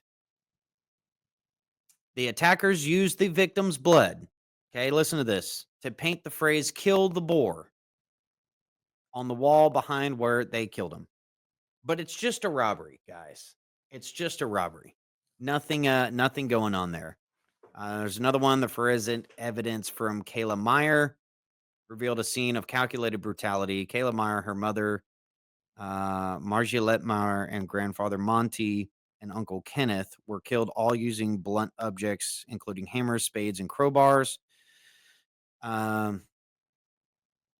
Monty was found in Kayla's bedroom with a skull crushed, blood smeared across the walls, and the girl's Frozen themed pillow. Kayla herself was strangled to death in bed, her body left beside the cement stacks stained with blood in the shape of a shoe print. Meyer was beaten to death in an unfinished house she had been constructing with Kenneth, whose body was discovered. And I believe Kayla was 9 years old. 9 years old. You heard the quotes in that video I played. Killed the farmer, killed their dog. Another one, Sue Howarth and Robert Lynn. Sue Howarth and Robert Lynn were ambushed at approximately 3 a.m. by 3 masked assailants who broke into their farmhouse through a bedroom window. The attackers shot the couple immediately, striking Howarth in the head and Lynn in the neck. Over several hours, the perpetrators subjected the couple to prolonged torture, including blowtorch burns. Lynn's feet, legs, and stomach were torched, while Howarth sustained severe burns to chest and face. Lynn was stabbed in the shoulder and had a plastic bag tied around his neck, while Howarth had a plastic bag forcibly inserted into her throat. The assailants demanded money and bank pins despite the couple's insistence they had minimal cash on hand. After ransacking the house and stealing the equivalent of $22, 2 cell phones, a camera, and the couple's Chevrolet, the attackers forced Howard Lynn into their own vehicle. They drove the couple to a remote roadside where Howard was shot twice in the head, execution style, and Lynn was shot in the neck and left for dead. These are obvious messages, folks, and you know, there's specific reason. Yeah, that's a good question. Someone commented, do these farmers not carry weapons? South Africa and their gun laws make it impossible to get firearms. So whenever you're hearing rhetoric here about firearms and that making it harder to get them and everything with bump stocks and all this shit, think about this stuff. Because every regime, every communist regime that's coming to power, you have to disarm the population first. So it should freak you out when you hear anything to do with changing gun laws outside of what we already have here in this country. Because this is exactly what it's teeing up to do. You know, people think of the government is sometimes complicit, and people think of the government storming into your house. It's these communist movements that are the most dangerous. They starve whole countries. They brutalize subjects. They do terror campaigns. And if you're unarmed, you have no defense against this stuff. None whatsoever. There's one other story here, and then I'll move on, folks. I know this is kind of hard. Family, just south of Johannesburg. It was not a farm; it was a small holding. So it was Tony was the father's name. I'm trying to remember the mother's name now, his wife's name, and then Amaru was their son. He was 12 years old. They basically kidnapped or had the three there in the house. They then took them to different rooms, and they then the first thing they did was they raped the mother, so that her son and her husband could hear this happening as they were locked up in other rooms. Then they killed her. They shot her through the head. Then they went and they shot Tony as well. So then Amaru, a 12-year-old boy, had just heard them raping his mother. They heard them murdering his mother. Then he heard them murdering his father. Then what they did was they filled the bathtub with boiling water. They tied Amaru up and they shoved him head first into the boiling water. And so they testified about this in court. They said, yes, that's what happened. We tied him up, and then they said that they particularly talk about how they could remember him crying as they were tying him up, as he knew that he was about to be shoved into this. So it's the most atrocious thing you can think of. And then afterwards, to wrap it all up, they went to the family dog and they sliced open the dog completely. They sliced open his stomach. And I'm sitting in Pretoria talking to you now. Johannesburg is not far from here. So let's say about an hour's drive from where I'm sitting now. That's where that happened. And I can go on. Okay. Let me play that one clip one more time in case. We'll kill the children, we'll kill the women, we'll kill anything that we find on our way. They kill one of us, we kill our many. They kill one of us, we kill our many. They kill one of us, we kill our many whites. We kill the children, we kill the women, we kill their dogs, we kill their cats, we kill anything. Okay. So do y'all think there's a problem in South Africa? You know, you think there might be a little genocidal activity kind of going on? Does it sound probable? What do you think, Mark? Do you think it's just, do you think, I don't know, maybe people are overreacting. Maybe it's a little overreaction. So my take on this is a little bit different. I subscribe to the justice that I first learned about when I went in the very first day Marine Corps boot camp. You remember the scene in Full Metal Jacket with the drill instructor and Private Pyle and the jelly donut?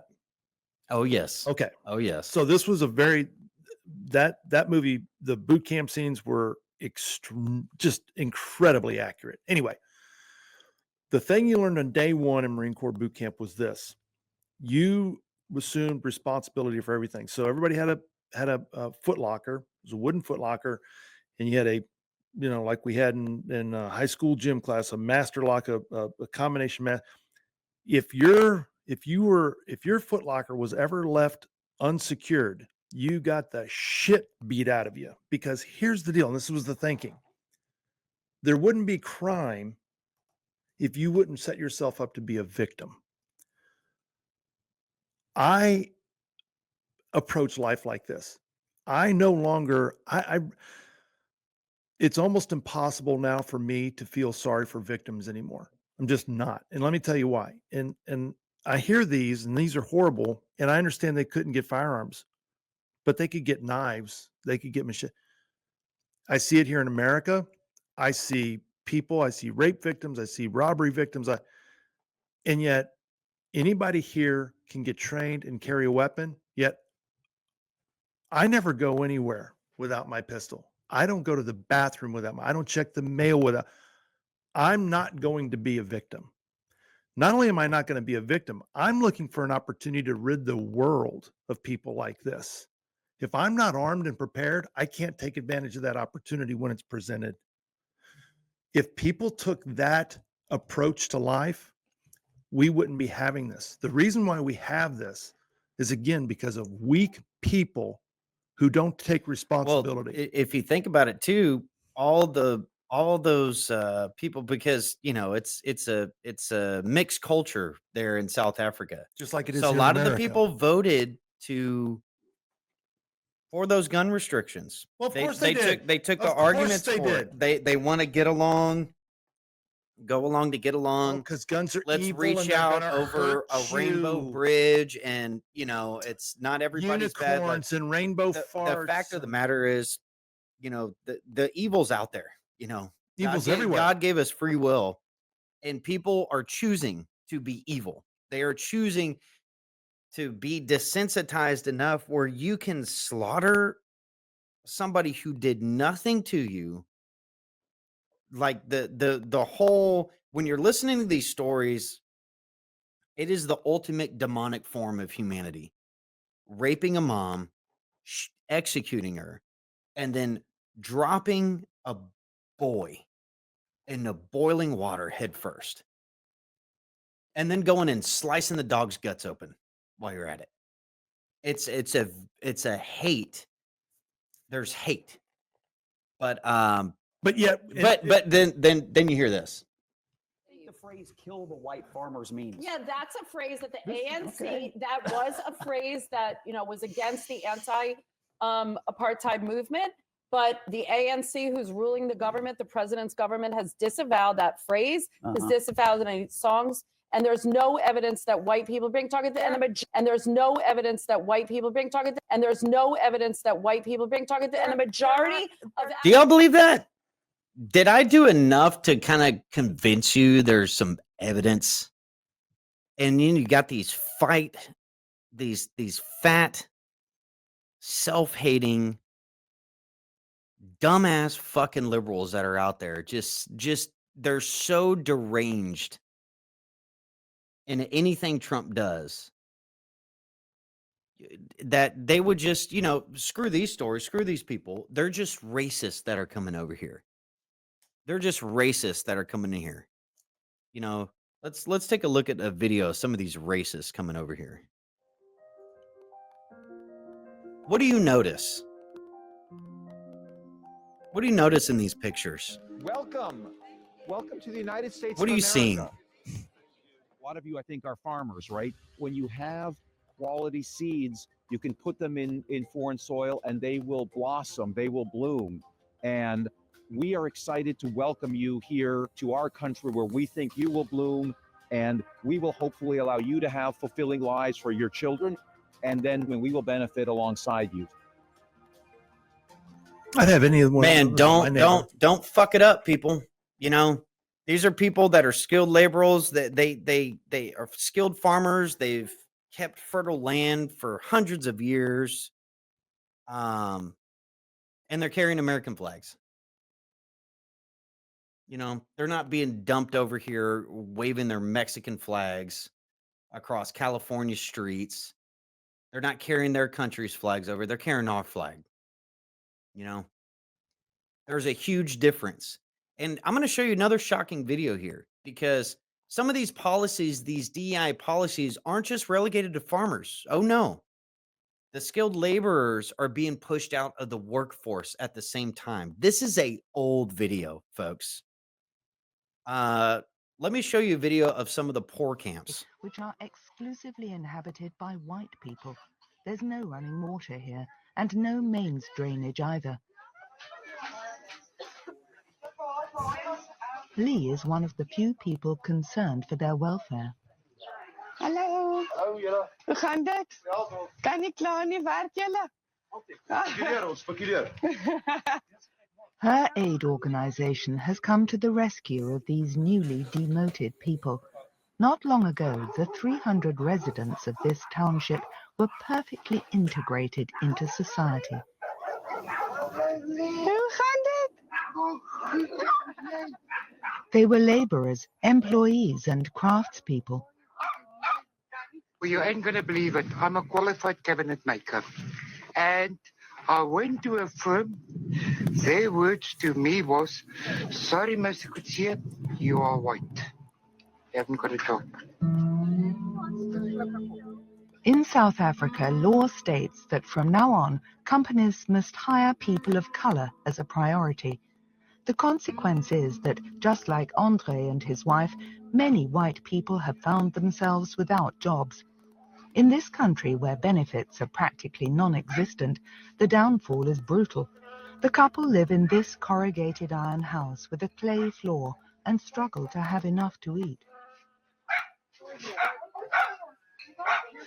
So I'm gonna make curry and rice now. I'm gonna cook curry and rice for you guys, all of you. Remember me? I'm very hungry. Okay. By some uninvited guests. This is a luxury for them. They don't eat meat every day.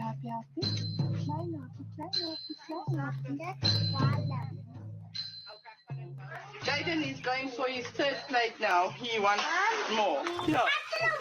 The organization also provides them with food supplies, but as often happens, the distribution of it is interrupted by some uninvited guests. These men and women, who have come from a neighboring shanty town, are members of a radical political party. Their hats bear the initials EFF, the Economic Freedom Fighters. It's a movement whose aim is to give back the country's riches to black people. They say they have come in peace. That means we are one. Despite the color, the blood is one, and then we should take care of one another. During this stirring speech, other members of the group take advantage of the distraction and steal some of the food. And they're not afraid to show off their loot. No, it's just like here in America, man. It seems like there's a pattern. They just came in here and took the poor people's food. You saw. We all saw it. He saw it. But yet we must not say a word because they are the ones that are previously disadvantaged. So it is owed to them. And we have to do restitution. And you say it's the same as us. We are one blood, so we're all the same together. You are an international journalist, my darling. He'll say that. He's politically correct. Isn't that a little shocking to see that? But folks, this is a communist MO. This is the same thing. It might be a different reason why they're targeting a different. It could be religion they're targeting. It could be a race that they're targeting. It could be the more popular ones are the belief systems. Political party. There it is, right there. And this should sound and look very familiar to some of the rhetoric that we hear right here in America. It's the same thing. This is communism 101. This is all about the crimes of your ancestors past have come home to roost. You deserve to die. Even if you don't believe in some of the things your ancestors did and so forth, it's a justification for absolutely just destroying your culture and why You have no right to complain, to speak out. You deserve it. You pink swine. That's really what it is. And it's here, folks. So I was really interested. I know we went over quite a bit here, folks. So I appreciate you tuning in to the Defiance Daily Show. It's really important that I was able to cover this whole thing because there's a lot of parallels in understanding this and why this deserves a lot of attention. And I think the biggest thing is seeing the left's reaction to these refugees after these stories that are out there. They know about these stories and still say this kind of stuff. So it's a desperate, all that matters to them is unfettered third world access of migrants just destroying your country. And it's by design because America can't, it's not in the cards for us to be a first world country anymore. And this is one way to do it. You just balkanize the country. You just basically flood it with an opposing cultures. You look at Minnesota, you look at the Somalian population there. Look at Houston. Look at Houston. Houston's one of the most multicultural cities in the world. It's destroyed it. And it looks like, you go in certain elements of downtown, man. I hate going to major cities. I absolutely loathe it. Third world. And look, people that hear this, it's not about, hating other races. These are opposite cultures. This is not. It's not American. I don't want my kids around this stuff, man. And any American shouldn't. And guys, I hadn't even, that was just the surface of these stories that I got. They get worse. Babies in microwaves and raping toddlers and going to witch doctors before they do this stuff. It gets worse. It gets worse. So yeah, if you're hearing anybody screech and moan about Trump taking in South African refugees because they're white, just point them to the EFF. Just show them clips of that. And we'll share these articles of these stories and you can go and read them yourself. It sucks reading them. It does. It's awful. But it's very eye-opening, especially, I've never seen a poor camp over in South Africa before, where you're seeing, people starving and it's not right in any country where this stuff goes on. But this is the MO of communism. You can recognize it. And a disarmed population is a big one. A weak population is a big one. Men that have been emasculated, it can only work in that type of environment. So, Mark, I'll turn it over to man. By the way, folks, for those that are still tuning in, Facebook has eliminated our stream.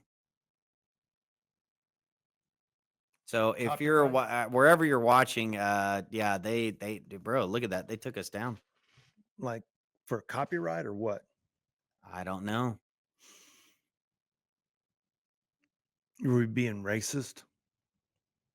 Anyway, you're watching the Defiance Daily Show. We have gone over quite a bit here. We appreciate everybody tuning in, staying with us. We'll share some clips a couple days after these segments. I appreciate everybody joining us. We know it's Memorial Day weekend. That was kind of a dark topic to cover there.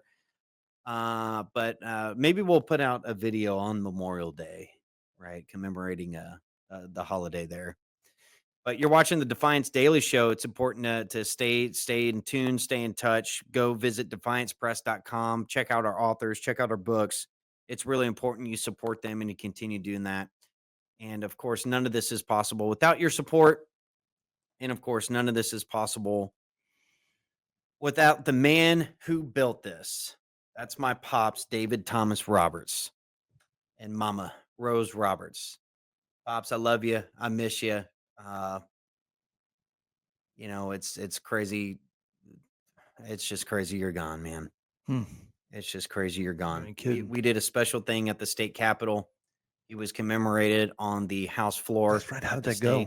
Went really well. I'll share some of the videos. I'm trying to make a special video before I put that out there. But very good. Representative Stephen Toth was a big part of making that happen. Shout out to Daniel Miller as well for helping assist with this. Yeah, thanks, And, guys. a lot of good representatives that came out and stood on the floor while that happened. Jared Patterson is blocking an official memorial resolution, and we can only assume why. Pops didn't have many friends out there, which was a good thing. But what an unmitigated piece of shit to do something like that to a family who's just trying to honor their pop and my mom's husband. So that's David Thomas Roberts. You're watching Defiance Daily Show. Check out defiancepress.com. Appreciate you joining with us. I know that was a pretty hardcore show today, but tune in next week. We'll see what's going around the news cycle. We'll prep for that. And Mark, do you have any last words out there, man? Stay armed. Go get range arm. Go get your range time and take advantage of any opportunity you have to rid the world of this kind of garbage. Stay armed, stay humble, and stay reliable. God bless you all. Thank you for Defend your tuning in. family. Defend your families. Thank y'all for tuning in. Have a good one.